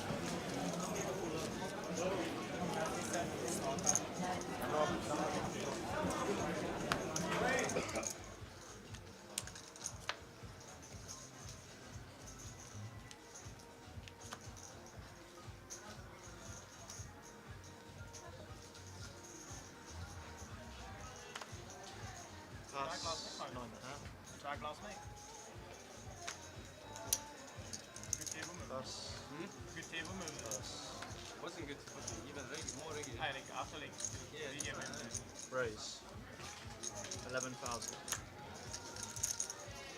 Pass.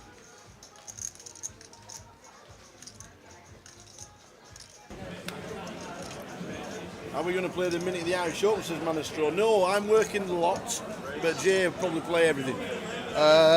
You'll flick at least one bullet in the mini, surely. You have to. Maybe. There's about 43 left flights. Is there? Oh, there's loads. Potential. It's a million guarantee for 200 quid. You have to flick in once. All right. Why do you want me in the field so much? I might even take 10%. Yeah. I think you should play it. Well, a million guarantee for 200 quid. You're not going to get that in very many places ever. Yeah, I guess.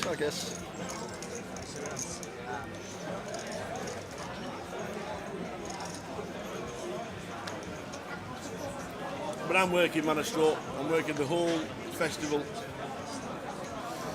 I'm going to be doing the floor videos, interviews, chatting, basically walking around chatting to mates, as Jay says. That's all it is. It's a hobby. I'm not even having it. I've actually put in a formal complaint to the Irish Open team about you getting paid for that.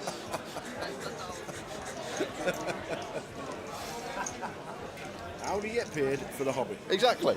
You were doing that last night. When we finished work, you were at the mates. The only difference is there was no microphone in your hand and there weren't a bloke with a camera recording it. You're just going to be doing that for, what, 10 days, 11 days? 10 days.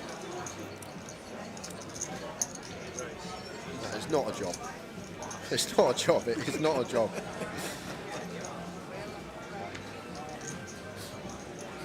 Oh, GK getting after it. This is out of line to say the least. Free bets the 10-9 off, facing +1 here. These two fairly deep to start the hand. Starting the hand like 56, 57 effective.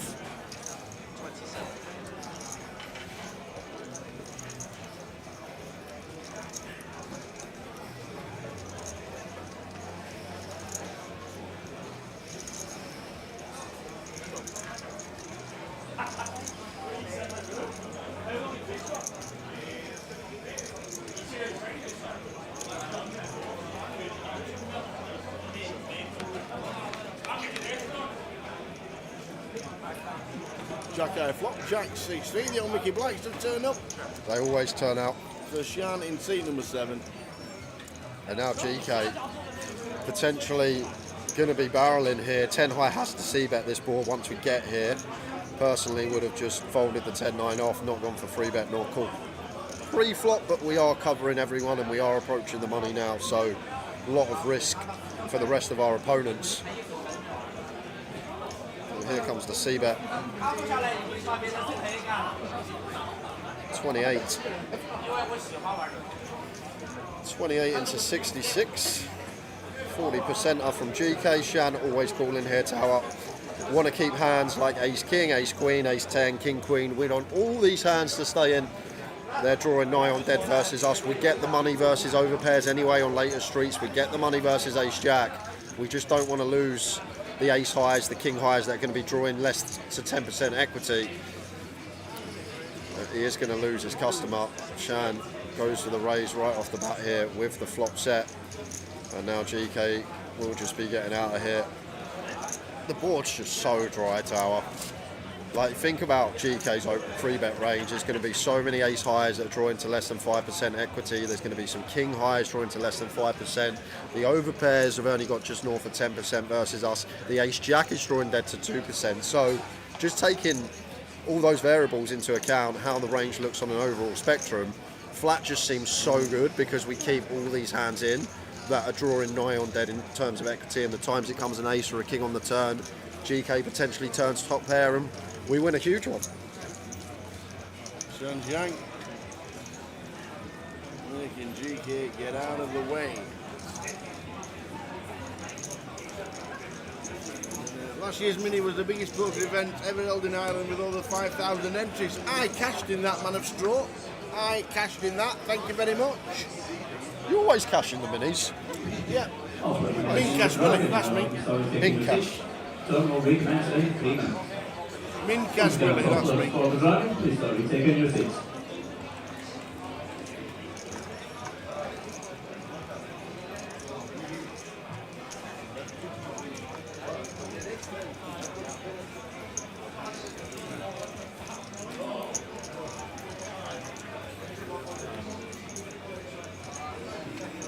Rachel's indeed. Poker News are doing the chip counts on this event. If you do, I don't know if Poker Stars are working on that 30-minute delay like we do. So if you do see anything on Poker News,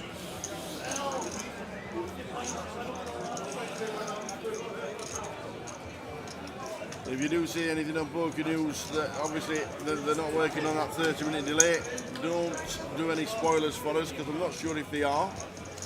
I think they are. They usually do for us, especially on day 2s, day 3s. Day 1's a bit different, but obviously with the live stream. And have they got a link to the live stream, which they should have? There we go, Blackpool, Glasgow, 888poker live stream. There we go.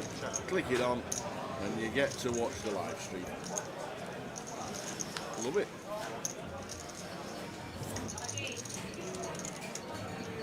How you doing, Mike Leonard? Good evening.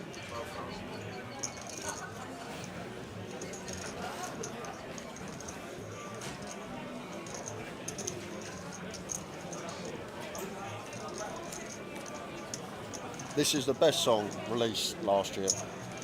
Who is it? I don't know who sings it, but it's just like the most catchy song. No matter how many times you hear it. I can't Shazam it either, because it's too loud. I think it's called Whiskey, ain't it? What, at the bar getting tipsy? Yeah, that one. Or Tipsy. Shabuzi. Yeah, Shabuzi, that's the one. Great song. Anywho, any tipsy, any bar, anyhow, get a whiskey.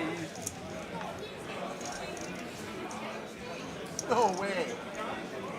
No way. We gotta go down the street.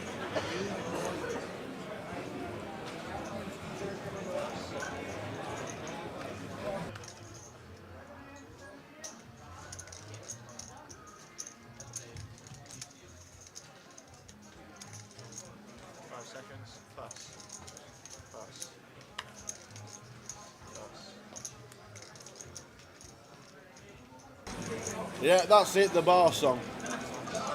I did. He said, no, I can't even do it. We ought to get Willie in the chat box for our 10 minutes. Willie Hawkey, top man. Lord Hawkey he is.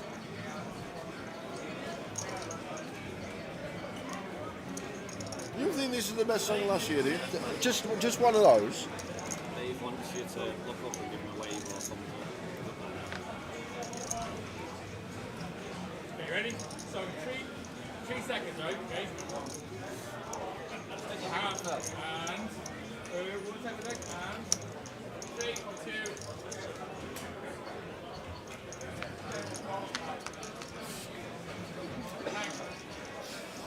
It's just you get songs. Yeah. Like, can you remember Ed Sheeran, Galway Girl, when it came out? Great song, yes. overplayed so much that whenever you heard it, you had to turn it off. Yeah. But this song, even though it's been overplayed, still every time I hear it, I enjoy it.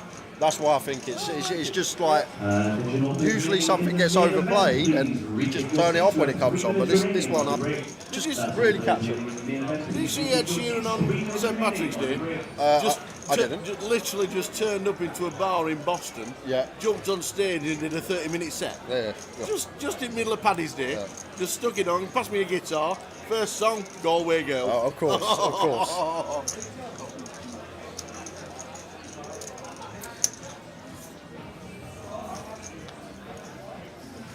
Oh, what a grim run out for Elaine again. Again. And this time, she may struggle to get away. We've only got half pot back. All the flush draws brick out here. We do go behind to a 9. It's a real sucky river though. In they go to see the bad news. Elaine Johnston eliminated. Just a tough session for Elaine. Yeah, it was a hand, great player. A hand versus GK, wasn't it? Ridiculous run out for a flop 2 pair, and somehow it comes running hearts and having to fold river. Yeah, great player, lovely lady. Elaine Johnston busting out. It's good to see her having a deep run. Down to 61. Who's been eliminated in the last 20 minutes? Shall we have a look? Amber Butchers.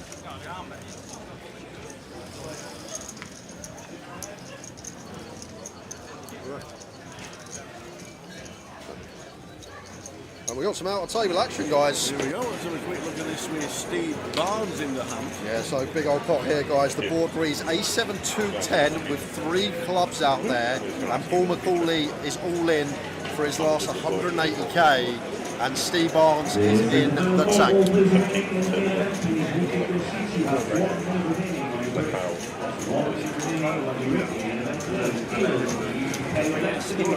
Tough spot. Time back, Jules and I'll just take over. Thank you very much. Tough spot, Steve. 360,000 starting day 2. What is Paul McCauley working with here? So it looks like Steve's in the big blind, so he's obviously defended.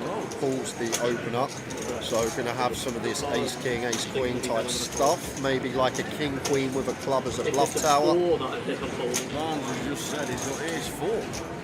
Ace-4? That's what he's just told him. Tough spot with ace-4. Does let it go. Yeah, it shows him.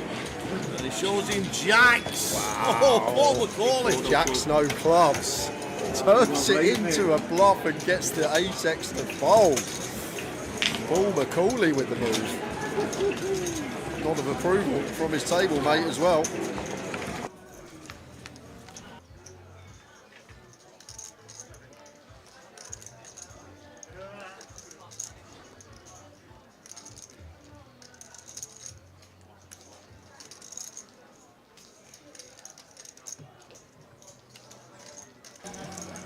Yeah, there we go.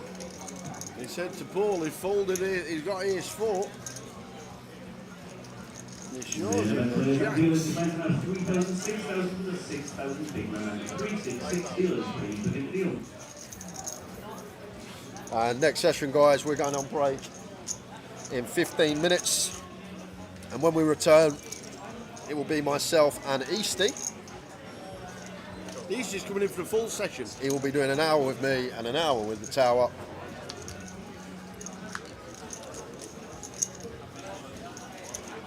Blind on blind here. Jack 6 of Shan out in front. Chris calls with the King 10 high, facing the one big blind lead, like it. 4 of clubs turn. And this isn't a situation when we're blind on blind that once we get called on the flop, our opponent either has a jack or a three. Wide ranges, blind on blind, like Chris needs to continue ace highs, king highs, and stuff like 9, 10 of hearts, queen 10, stuff right around that jack. So it's not a necessity here that Shan just says, okay, he has a three or a jack, so we're behind with our kick up. There's also going to be some of this ace high, king high stuff, like the 9, 10 suited with the backdoor flush draw. So would like to see some value now on this 2 of clubs river. Try and get these heroes from some potential ace high stuff.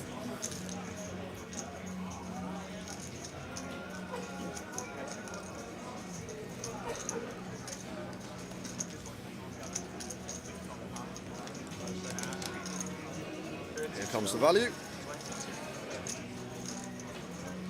22. Just 50%. Yeah, so now interesting spot for Chris with the King 10 here.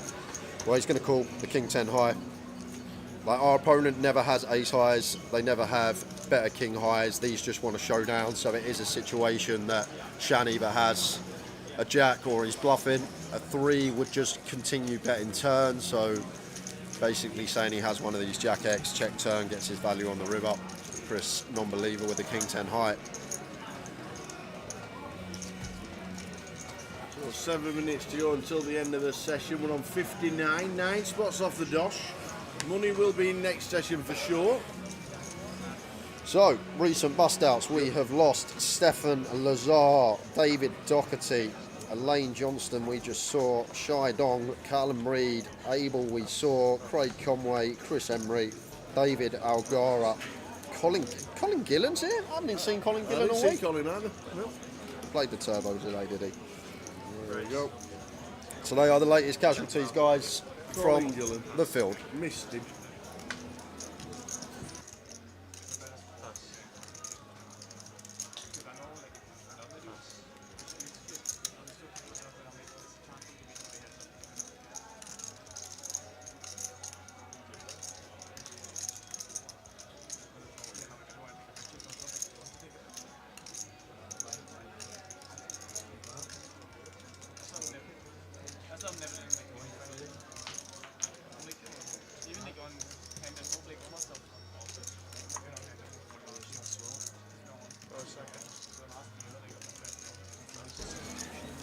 Raise the take from Algen with the ace-9. What a week he's having. What a week. He's going to be very, very unlucky if he doesn't cash in this. Second in chips on the table. He's already won the big shot. He's already won the high roller. And he's flying with 68 bigs in the main. Super.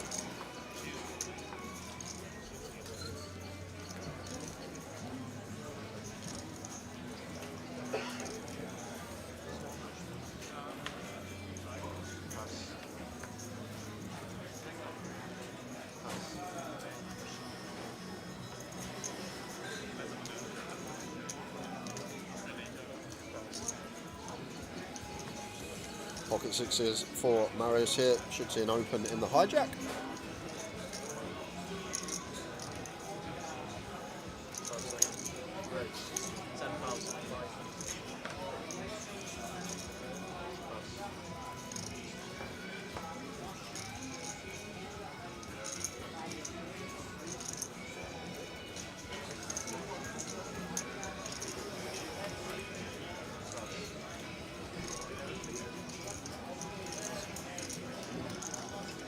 Oh, there's a free roll at 8 o'clock. We better get the password given out. It's 7:30. Get it given out. We better give it out right now because we have a free roll. Here we go, the free roll. It's 8 o'clock, so we've only got 35 minutes, ladies and gentlemen. Sorry for being late.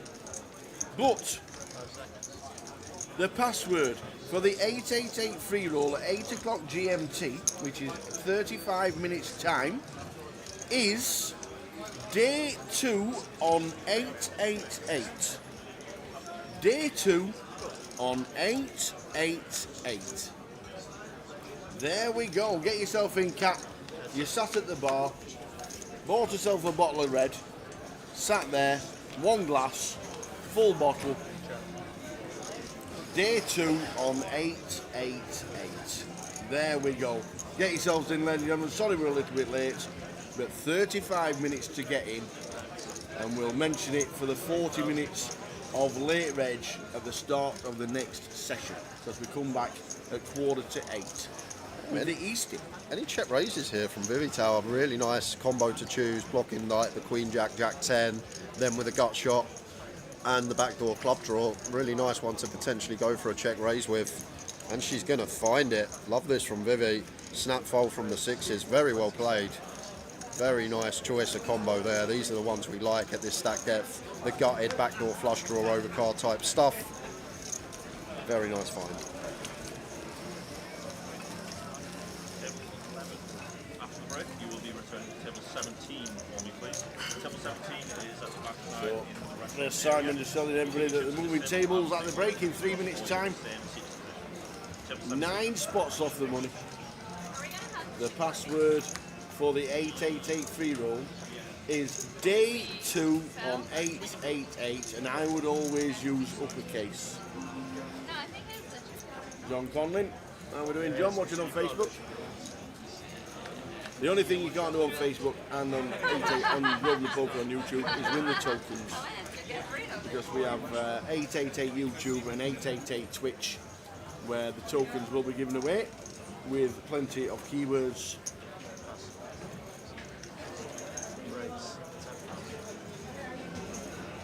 So the last couple of hands, 309,000 in the prize pool, plenty going on online as well.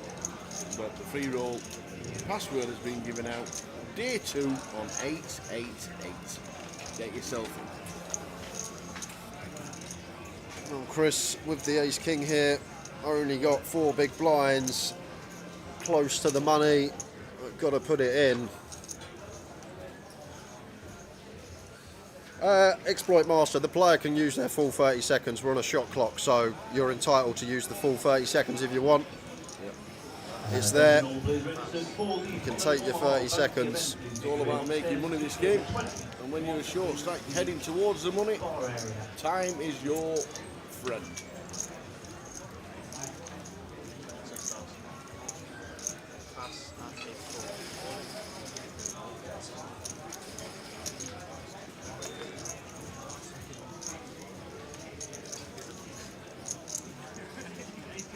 So Ace King should be much ado about nothing, and then one more hand till the end of the session.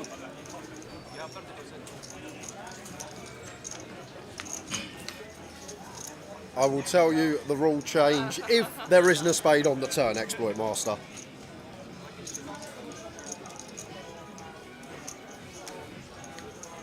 Oh my words. Wow. Not like this. Free roll for the high roller champ.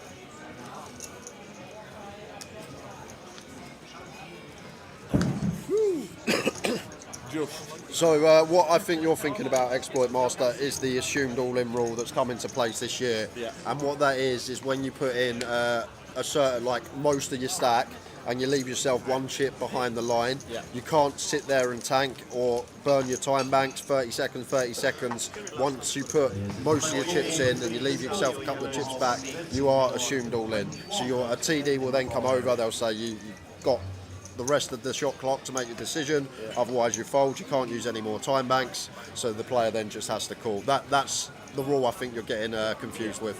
Yeah. It's the last hand of the session. East is coming in for the next session. Nick Eastwood.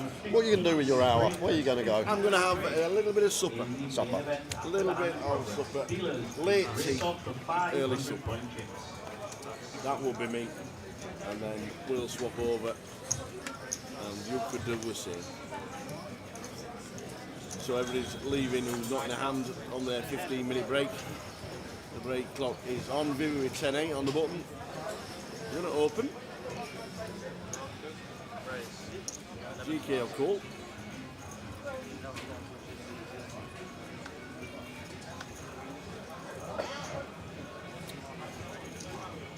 Hello everyone. During this break, we'll be opening up the merch machine. GK never doing anything with the Jack 4 suited. That is. Whoa! No, he's not calling it his free betting tower.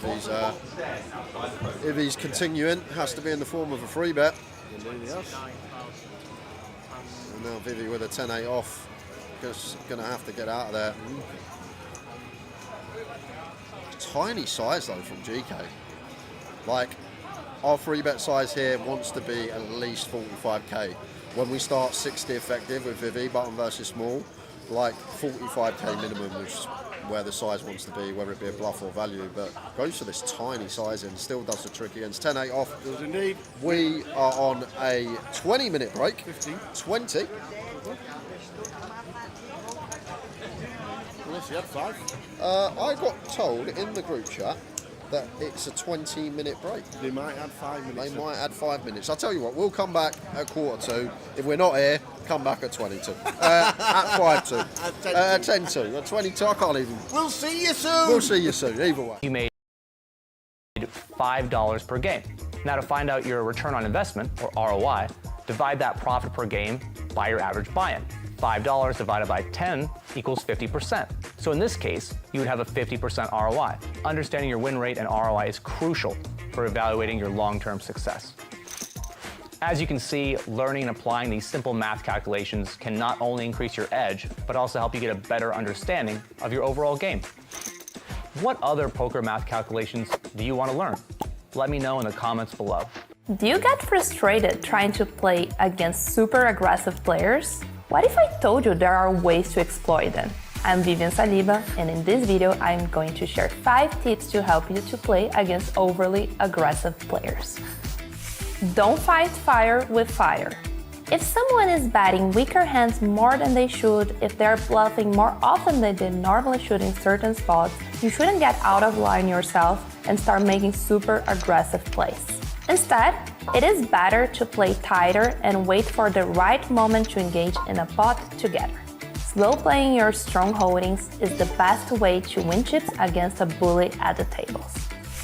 Adjust your ranges. Aggressive players are likely to overbluff. This translates to an imbalanced ratio of potential value hands they might have to complete air holdings. Having this in mind, you should consider widening up your calling ranges. Against someone who is betting way too much in most spots, you should incorporate calls with middle and even bottom pairs sometimes. This exploitive adjustment will work much better when playing a heads-up hand against the overly bluffy opponent. So you should be careful with the other players at the table, because every time you deviate from what you should be doing, people can adapt and punish you. Don't feel intimidated. Playing against someone unpredictable that will often put you in tough spots can be intimidating and even discouraging. But don't let the fear of facing difficult decisions interfere with your game. Knowing your opponent's tendencies is an advantage, and it is your job to make the best decisions with the information you have. It is true that sometimes you'll be put to the test, but this is what poker is all about. Prioritize position. Having position in poker is always an advantage, but being the last to act against someone who is frequently too aggressive is even better. Have in mind that an aggressive player may check-raise you more often than you would experience against a regular opponent, so think twice before placing a bet. It is important to think beforehand about all the possible scenarios and already have an idea of how you will react according to your opponent's moves. Don't level yourself. You must be careful not to place yourself in tricky spots just because you're playing against someone who is too aggressive or that isn't following any proper theoretical guidelines. Be careful playing huge pots with hands that might be dominated. Just because you told yourself that your opponent's range is too wide doesn't mean you will outplay them. Not giving in to someone else's mental pressure at the tables is harder than we realize. Your goal is finding out how to navigate and how to respond to their tendencies and weaknesses without compromising your own strategy. So there you have it, some important things to keep in mind the next time an overly aggressive player sits down at your table. Stay calm, don't give in to their pressure, and look for opportunities to exploit their play. How do you adjust to playing against an overly aggressive player? Let us know in the comments below. Have you ever wondered whether you should play poker tournaments or cash games? How do you decide which one is right for you? I'm Ian Simpson, and in this video I'm going to share 5 things to consider that will help you decide which form of poker is right for you. Understand the differences. Cash games and tournaments may seem similar, but there are many subtle differences that can make them feel like entirely different games. Typically, cash games tend to offer a more consistent experience. Usually you're playing with around 100 big blinds, the blinds don't go up, and there is less variety of scenarios that you'll come across. On the other hand, tournaments are much more complex, with a ton of variables. Medium stacks, small stacks, bounties, and of course, ICM. Even playing a normal tournament versus a bounty tournament can feel like a completely different game. There is a lot to understand, and it can be overwhelming at times. Getting familiar with each type of game and understanding the differences between them will help you get a feel for which one suits you best. Pros and cons of tournaments. If you're leaning towards playing poker tournaments, be prepared for long sessions, limited breaks, and sticking to a predetermined schedule. You might be out first hand, or you could be grinding for hours. You never really know what you're going to get, and that's especially true of your results. On the other hand, tournaments are super exciting and come with a chance to win big prizes. You get to play against lots of different opponents, and if you're lucky, you may even get to experience the thrill of playing at a final table. Plus, with so many recreational players chasing a big score, the competition is often softer, which improves your return on investment. Pros and cons of cash games. When looking at the pros and cons of cash games, flexibility is one of the biggest perks. Because you can sit down or leave whenever you please, except when there's a waiting list, establishing a healthy routine is a lot easier. You can leave the table with your money whenever you want, which is a luxury you do not have in tournaments. Cash game strategy can often be a lot simpler too. You're not dealing with rising blinds, ICM, or worrying about busting on the bubble. But keep in mind, cash games aren't a walk in the park either. The competition is often tougher, and you'll find fewer recreational players at the table. They also require a higher skill level to consistently come out on top, and you won't get the types of huge scores you can get when you play tournaments. The swings in your bankroll, however, won't be as extreme as in tournaments. Handling variance. Understanding variance and your threshold for swings will help you determine whether to play cash games or tournaments. The variance in tournaments is very large, much more so than in cash. Usually, it's only the top 15% of the field that gets paid, so it's not uncommon to walk away from a tournament empty-handed. However, when you do cash and get a deep run, you can sometimes win a prize 100 or even 1,000 times your buy-in. Cash games, on the other hand, offer more stability. While it may feel like a grind, honing your skills at the cash tables can result in more consistent, small profits. So ask yourself, can you weather the storm of tournament variance, or do you prefer the steadier path of cash games? Finding the fun factor beyond strategy. It is important to consider which type of poker you enjoy more. Tournaments bring excitement, unpredictability, and an adrenaline rush, especially if you make the final table. It's an incredible feeling to have a deep run, and it's what keeps so many players coming back to tournament poker. On the flip side, becoming a cash game player is more consistent, and while you won't be involved in situations that will yield 100 times your investment, you will clash with your opponents for chunky pots regularly. It's all about finding what brings you joy at the poker table. Try both and see which format gives you the most enjoyment. And there you have it, cash games or tournaments, which form of poker works best for your personality. Of course, the best way to find out is to spend time playing, study the game, and soon it will become obvious to you which game you like the most. Are you a tournament player or are you a cash game player? Let us know your favorite form of poker in the comments below. I made many final tables in the last few years, and without these tips, I couldn't have done it. The mental game is really important for making deep runs, because if you are not well prepared mentally, you're gonna suffer a lot. At the first problem, you're gonna quit. So to be able to go through all the downswings, you need to understand that you're gonna lose more than you're gonna win, but in the long run, if you are good enough, you're gonna win. So, okay, you play bad one hand, you make one mistake, maybe you realize after that or think that could be a mistake. It's okay, everybody make mistakes. That's not what it matters. What it matters is what you do after that you made the mistake. You cannot have that hand there. Otherwise, you're gonna be on tilt because you knew what to do, but then you didn't do it for whatever reason.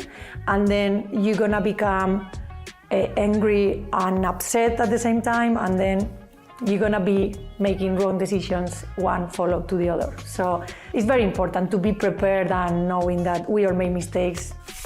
Reading opponents, if it's not the most important, is the second one, because the first important thing for me would be mentality, but then the second one, or at the same level, would be reading opponents, because you can get a lot of information from the players depending on the moment of the tournament, but I would say you can get the information from the start, and then you know how that person thinks, and then you can use it in moments that are very key moments, like bubble or close to the final table, because if they know experience, if they told you this, they don't play much, or if they told you that they're not gonna make another bullet if they bust. I mean, talking, even though if it's like things outside of poker, you can get a lot of information that you can use it in a crucial moments in the tournament. If you are a big stack on the bubble, for example, you can put a lot of pressure on the medium and short stacks, because the very short ones, they don't wanna bust, because it doesn't matter for them to double up that much. They're gonna have a very, very, very strong hand. So when they go all in, obviously, you need to call very, very tight, like just with the very good ones. Even though the medium stacks, they are in a good position to double up, they also need to have a very strong hand in order to do that. Otherwise, you're gonna be able to put a lot of pressure on them, because they have people shorter than them. In the opposite side, I remember once I was 7 blinds on the bubble, and I was gonna be big blind. It was no point for me to double up, because even though if I double up with 7 blinds, I'm not gonna do much more. For me, it was more important to make the money. So I ended up winning that tournament because I knew I didn't have to put on risk my tournament. I folded my big blind because I didn't have to call. And luckily, I went into the money and I won that one. It was the high roller for Portugal. Choosing the right game is very important in order to get deep runs. Because if you are playing a 10,000, let's say, tournament, and you are gonna be afraid to put your chips on risk, then that's gonna make you play bad, and you're not gonna have good results. The buy-in amount that it makes you feel comfortable to play like you think it has to be played a hand. If you have to bluff for all your chips, you have to do it, then do it. Don't think, oh, but the buy-in is 2,000 and I couldn't afford to pay again, and then I'm gonna be walking around with nothing to do, and I have to say to all my friends that I busted. I'm bluffing, you know? If you think about this, when you jump in a tournament, that's not your tournament. You should go down. Do you often fire many bullets, or are you willing to? No, I never willing to fire a lot of bullets, but if I have to, I do it. Every bullet is like you jump in a new tournament. Doesn't matter if it was 3 times the same one. You need to play as much as you can when you are in a festival in order to make it profitable. So if you're happy to play 1,000 tournament buy-in, that means that you are prepared to play the bullets that you need to. There is no magic formula to make a deep runs. I think every person needs their own path. And even though I tell you what to do, you need to do it yourself. So at the beginning, you're probably gonna get tilt or upset when you bust. But if you keep doing it, and if you are strong enough, mentally strong enough, and you resist, then it will get to the point that experience will matter in this. If this happened a few years before, there's no way I would deal with this situation like I'm dealing now. So I know my progress, and now I'm like surprised myself how good I take it. Sometimes I surprise myself. I'm like, wow, I don't feel what I felt when I started. It's a path, yeah. You cannot shortcut it. You have to go through that. Calling all low to mid-stakes players, it's time to light the torch. From March 16th to 25th, 888poker presents the Championship Games, an exciting series where you can qualify for free every single day. And don't miss the $100,000 main event with a buy-in of only $25. Register today and take your place at the top of the podium. 888 Poker, made to play.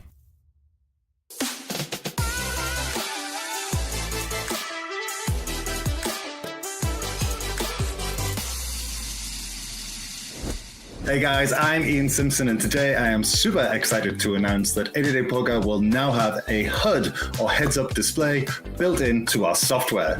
Whenever you're seated at the table, you'll be able to hover over your opponent's avatar or your own and get some vital statistics about them. You'll be able to see their VPIP, their PFR, their 3-bet, and where they're from. So how do we put this information to work? Let's say you've opened and the button 3-bets. Well, you can hover over your opponent's avatar and see their 3-bet statistic. And here we can see that it's only 4. Now that's actually really small. You can go ahead and safely fold your marginal hand, knowing that they're only 3-betting a very narrow range and they likely have a much better hand than yours. In this scenario, our opponent has a PFR, short for pre-flop raise, of just 10%. That means they're playing a very narrow selection of hands. That means we have to be a little more cautious when dealing with them, as we are likely facing a very strong hand. Jumping over to this spot on the final table of a tournament, we can hover our mouse over our opponent's avatar and see their tournament winnings. We can see this player only has $114 worth of winnings, whereas this player has $140,000 worth of tournament winnings. Now this doesn't tell the whole picture, but it is indicative of how much experience our opponents have. And finally, in this scenario, we can see our opponent has a VPIP, which stands for voluntarily put in pot, of 40%. Now, that number is really high. Our opponent is playing far too many hands. So when we raise pre-flop, they call and we get this flop, we can bluff a lot more liberally. That's because our opponent is going to have far too many weaker hands that are just going to have to automatically fold to our bet. As you can see, having access to this information can be a real game changer. It can be a big help when making the decisions you're going to have to make at the tables. Give it a try for yourself. Let me know what you think. Tell me which stack you think is the most helpful. Make sure you like, subscribe, and hit the notification bell so you don't miss out on any of our great content. Thanks for watching, and good luck at the tables. If you've ever struggled to calculate your equity or pot odds in a hand, you likely need to brush up on your poker math skills. That doesn't mean you need to be a genius or make complex calculations, but learning some... My apologies, I take that back. I was panicking there. Look at that, where is it? It's fucking under there, you can't see it, can you? No, I can't see it. Oh yeah.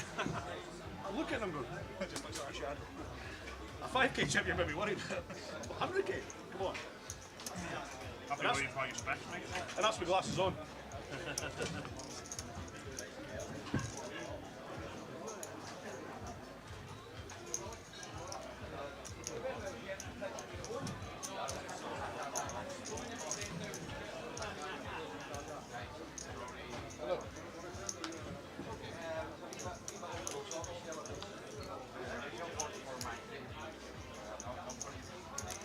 This is the final call. All players remaining in the main event, please retake your seats. You have 1 minute remaining on your break. That's 1 minute remaining on your break. Main event players, dealers, please prepare your decks if you have 3 or more players at your table now. We're back, guys. Another 2 hours of poker. It is the bubble session. We will get to the money at some point in this session. Joined by this man, Easty. Haven't done comms with you up for a couple of months, but I would just like to address the elephant in the room. Stuff, yeah? I would just like to address the first thing. Liverpool now just on for the Prem. Last time we spoke... You think that bothers me? Well, no, last time we spoke, you're up for 4 trophies. You had 4 trophies you could potentially win. Now it's down to 1. Yeah. And I can't wait in about 2 months' time when Spurs win the Europa League and we have a better season than I was Liverpool. the one that said to you that you could win the Europa League. I would like to see a Spurs make that final, and I would love you to win that. Oh, there you go. We can be there happy. Yeah, we can be happy for each other. I would love you to win the league over Arsenal as well, so there we go. Actually, last time I was so insufferable that you said that you wouldn't have minded Arsenal win the league. It was that bad. You was bad. You was bad. We did lose home to Leicester though, so... But we'll get that out of the way nice and early. There's no football this weekend, so we can concentrate on the poker. Great feature table as well. Quick rundown of the names. 1, Bernie McGinley. 2, Joe Dixon. 3, Josh Manley. 4, Andy McKenzie. 5, Dean Lyell. 6, Rod McNeil. 7, Michael Broadhurst. 8, Matt Davenport. And in 9 is Yazoo Yin. And I'll make no apologies for supporting my boy, Josh Manley. One of his deepest 888 live runs. that he's ever had, and I've got 10%, so Lovely. we are going to be sweating him. And he's almost one of the shortest stacks in the room, actually, unfortunately, at the moment. Not had much to work with, it seems. 69k he's working with, so he's got 11 big blinds. He's been moaning on his stories, so Has he? hopefully he can find something and get something going, because that'll be fun for the stream. I know there's a lot of Josh Manley fans out there. I happen to be one of the larger ones. He's straight in the big though, which isn't ideal. That'll be a fifth of his stack, probably, something like that. Do you know what? I didn't even recognise Matt Davenport There he there. is. I've never seen him with a hat on in my life. He's changed his look up, hasn't He he? has. We're going to open the A7 off. He's gone more reggae since he won the NPL. He has. He has cap and hoodie.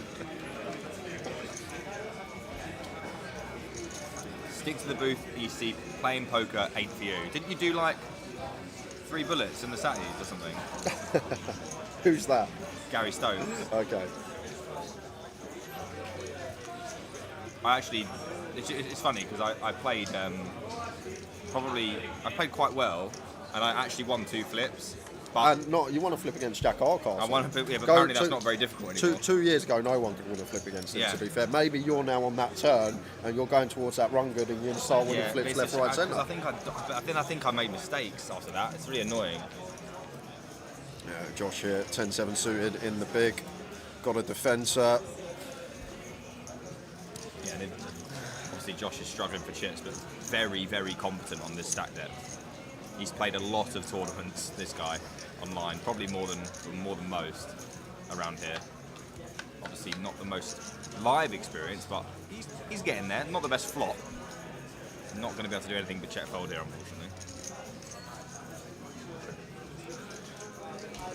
Ace high ball. Going to have a lot of bets on this, Matt. Our hand, ace, lower down, kick up with a spade. Maybe we want like the ace 4, ace 3 to check back. There's some top pair check backs, but may use this one once in a while. Can't be bad. Especially when we can still get all the chips in by the river of this SPR. It's just going to go for the small bet and the hand. Yeah. Unfortunate flop for Josh, who's now below 50k. Yeah. One thing I will say there, as Josh, just take your 30 seconds. Don't snap fold, because it's really important at this stage that we play as little hands as possible at our table and hope that outer tables are playing more and more bust outs occurring. Like, this is when, like, you are meant to stall. I know people don't like it, but it's part of the game these days. I did a little thing with him where we asked each other what their controversial opinions were, and he said tactical stalling is just part of the game, you should do it. And here he is, snap folding. Yeah. Come on, mate. Got 10% here, give me a chance.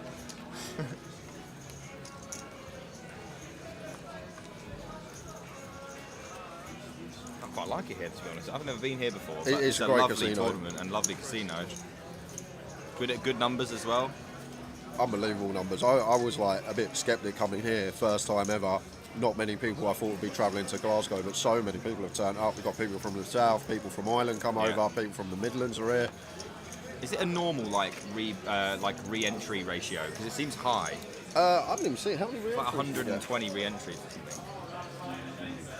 Yeah, that does seem pretty high. I guess. I think like half of them were Jack Hardcastle. Yeah, that is true. To be fair, but maybe because once you're here, you don't go home. Like if you do a bullet, you always jump back in. Yeah. It's not. Oh, I come on the Thursday. I have 1 bullet in the flight. If I lose that, I'm going back down south. While you're here, you might as well get after it. As Dean opens the Queen 8 suited here, covering the table. Should be seeing Dean open a lot the next sort of hour. Another snap fold from Josh. Forgotten his own advice. The lights are getting to him. Come on, lad. Big blind for Andy. King 6 off. Not thrilling. Yeah, I just fold here against Dean, but looks like Andy is going to have a look at 3. Does actually have the best hand. How are we doing, Sam? Haven't seen you in a while. When are you going to turn up for something? How you doing, Sam, mate? Bit of a whiff for Dean. And about as good as it gets for Andy. He's still going to have plenty of C-bets here on the King High board as Dean. Goes for quarter. Easy check call.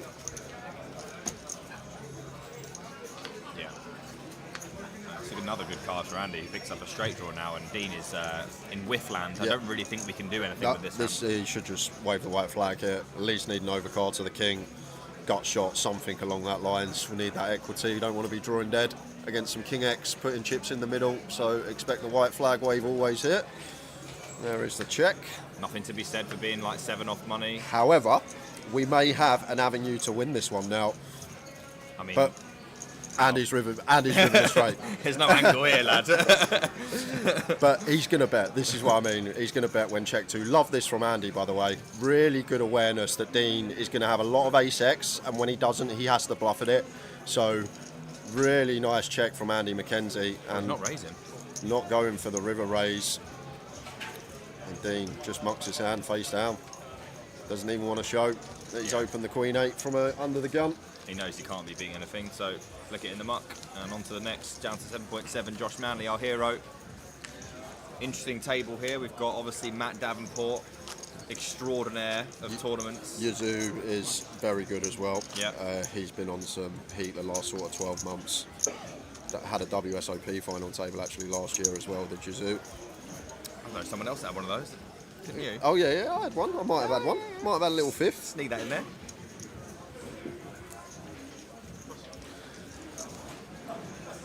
Right.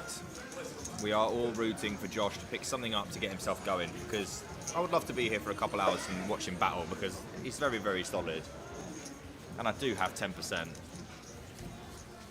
Both things make me kind of want to see Josh pick something up, get something going. Yazoo here though. Black 9s from +3 we're calling it. Is that commonly known as the low jack? Low jack, yeah, low jack. How many in the money? 50 in the money, so 7 to go.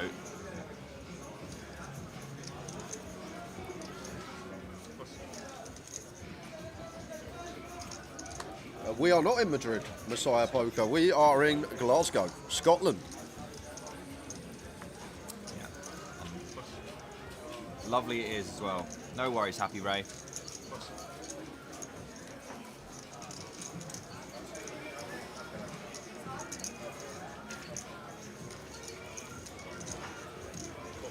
Get the fend from 8-5 off.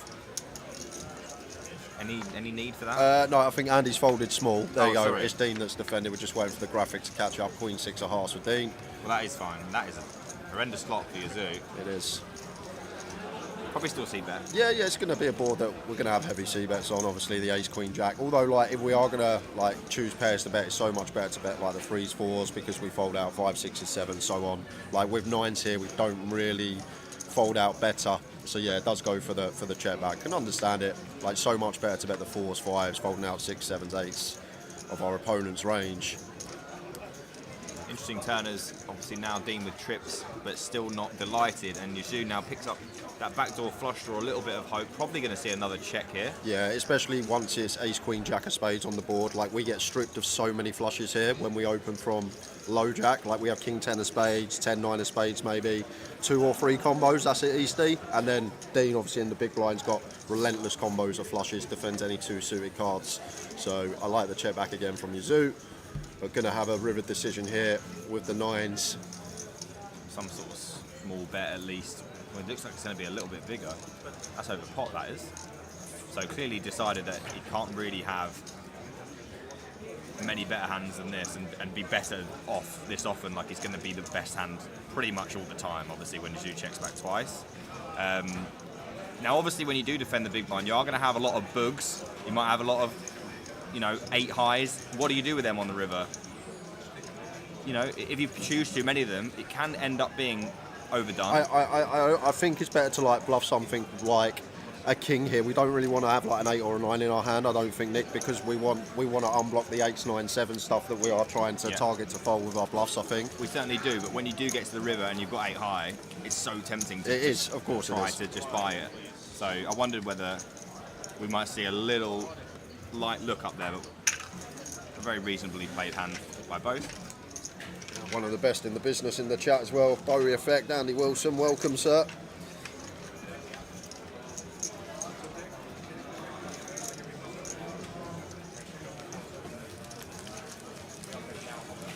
That's me. That is you. What are you doing there? Well, I just popped upstairs quickly, just to let everyone know what's going on.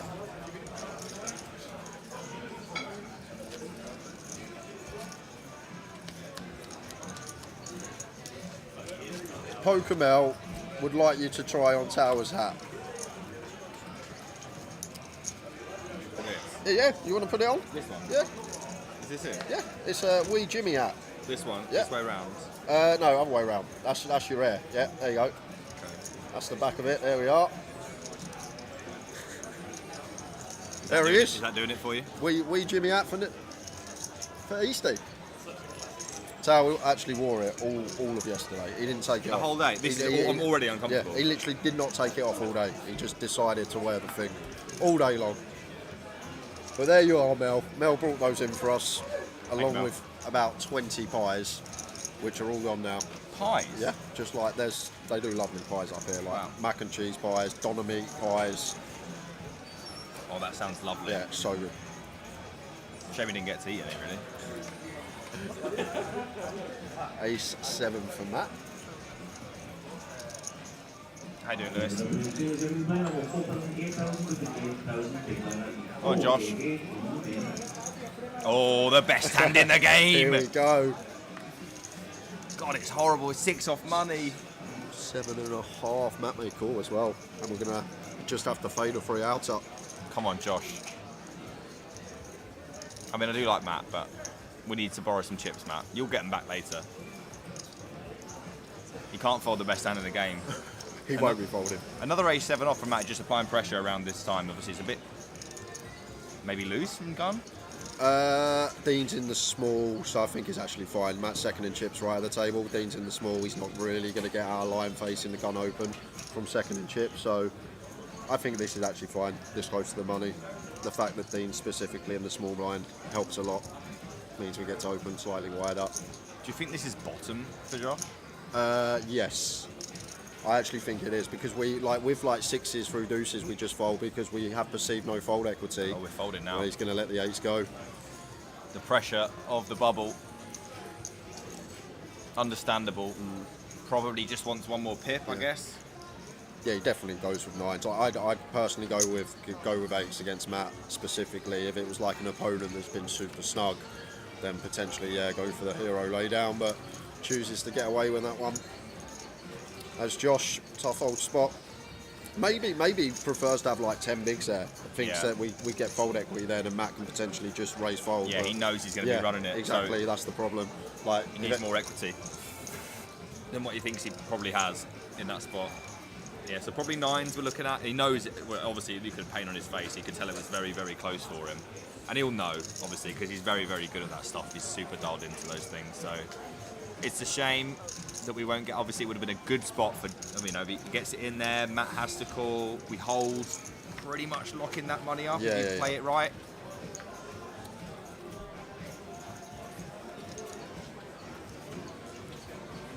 And he's flopping best here on the queen at 6-6. Was a dead ace out there as well, so.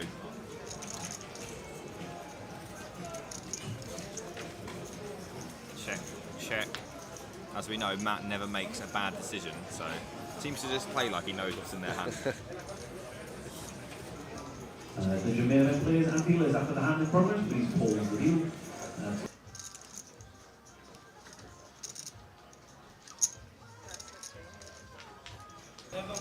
Andy going for a bet, and Matt just going to be check folding. You expect there with the ace-7-8. Can't really do much. Doesn't choose to c-bet the queen 6-6. No heart in hand, so understand it. Just gets out of there. Andy McKenzie takes a small one.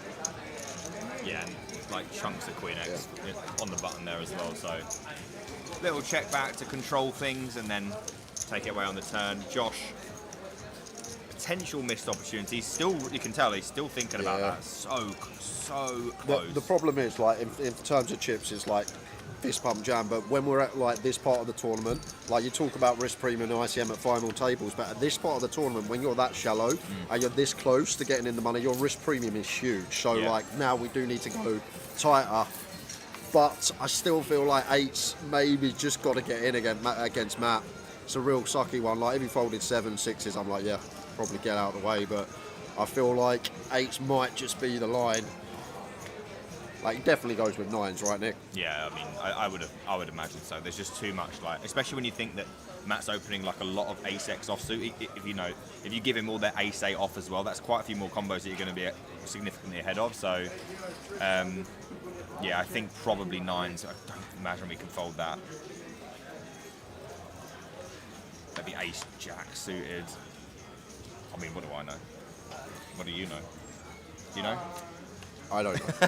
It's very murky, isn't it? I probably would have gone against that specific opponent. If someone that's been snug opens gun, and like you just feel like you're gonna be flipping for your tournament life, sometimes crush, then yeah, can get behind the fold. But against Matt Davenport, when he's second in chips, approaching the bubble, I do feel like he's going to be pretty wide even from gun. Yeah. Michael, 5-4 offsuit in the small, just a little bit of time usage before we see Matt peel his cards, and we'll be doing a chunk of defending, obviously, and we certainly won't be folding that. Just a call. Fairly fair fight here, and that is a whopper flop for Matt. Not a fair fight anymore. Matt flops the world. Yeah, and I think we'll see. I mean, probably check. I don't think donking is really going to do. Yeah, I just two.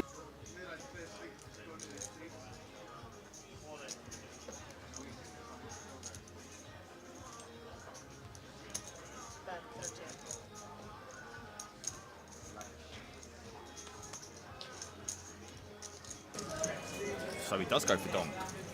Yeah, I feel like we need like the 8-7-5 board against +2. I feel like that's like the cusp, because Joe can still open some like ace-10, ace-9 suited. He doesn't have the jack-8, I guess. He doesn't have the 8-6.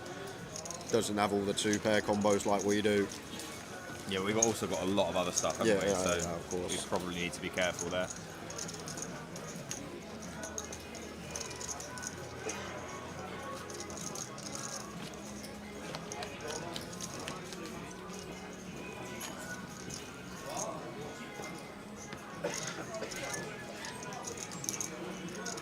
Where's your next stop after this one? We're Newcastle. Just Newcastle. Newcastle for UKPL. Are you in Vegas this year?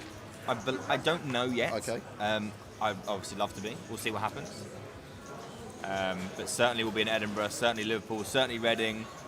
I'll be winning Liverpool, obviously, so anyone else can play for second if they like.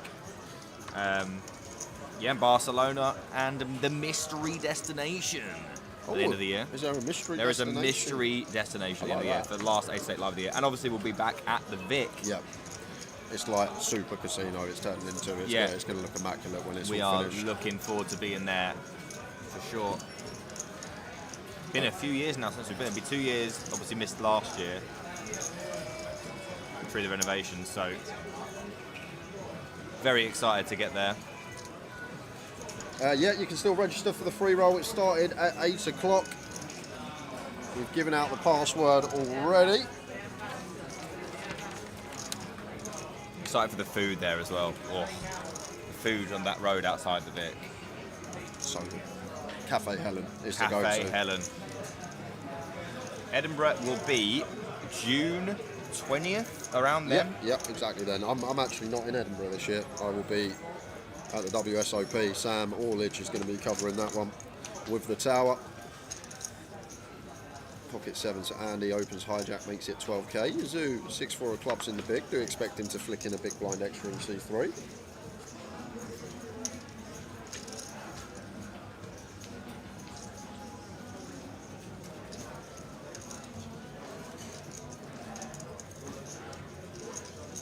Here we go. 6-4 of clubs in pretty poor shape here against sevens. One of the worst hands you could probably see.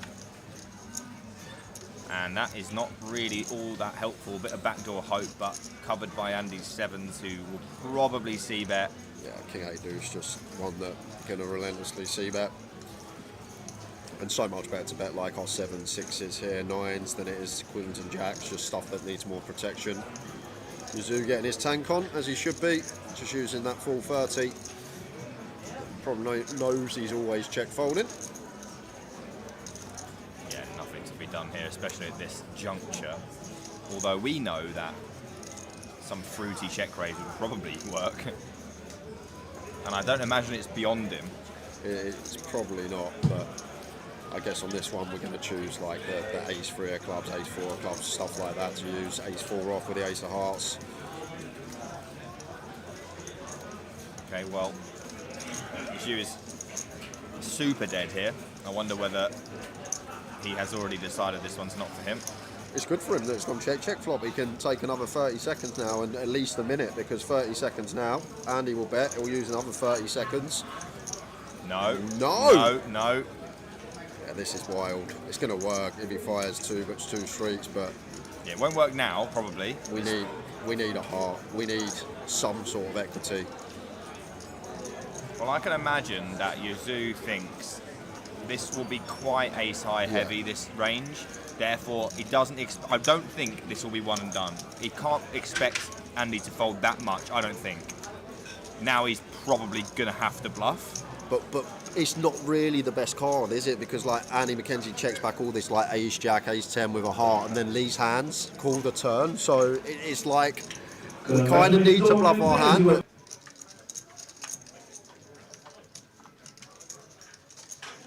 we kind of need to bluff our hand, but it's like, what's Andy McKenzie's range here? He checks back flop, calls when the third heart comes off on the turn. It does look like he can have the bare ace of hearts, the bare jack of hearts, bare 10 of hearts. He's finding it, man. He's finding it. Here's the thing, like, you're right completely, but there are a lot of things like this in Andy's range. He's going to have like 6s, 7s, 9s, 10s, jacks, all without hearts, H-jack offsuit, maybe that pills turn with no heart. Yes, we're straining for things, but we've gone for a small investment. This is basically saying, look, if you don't have a heart, this is tough for you. I'm saying I've got a lot of single hearts in the big blind. A little thin value bet, quote unquote, gets through the 6 high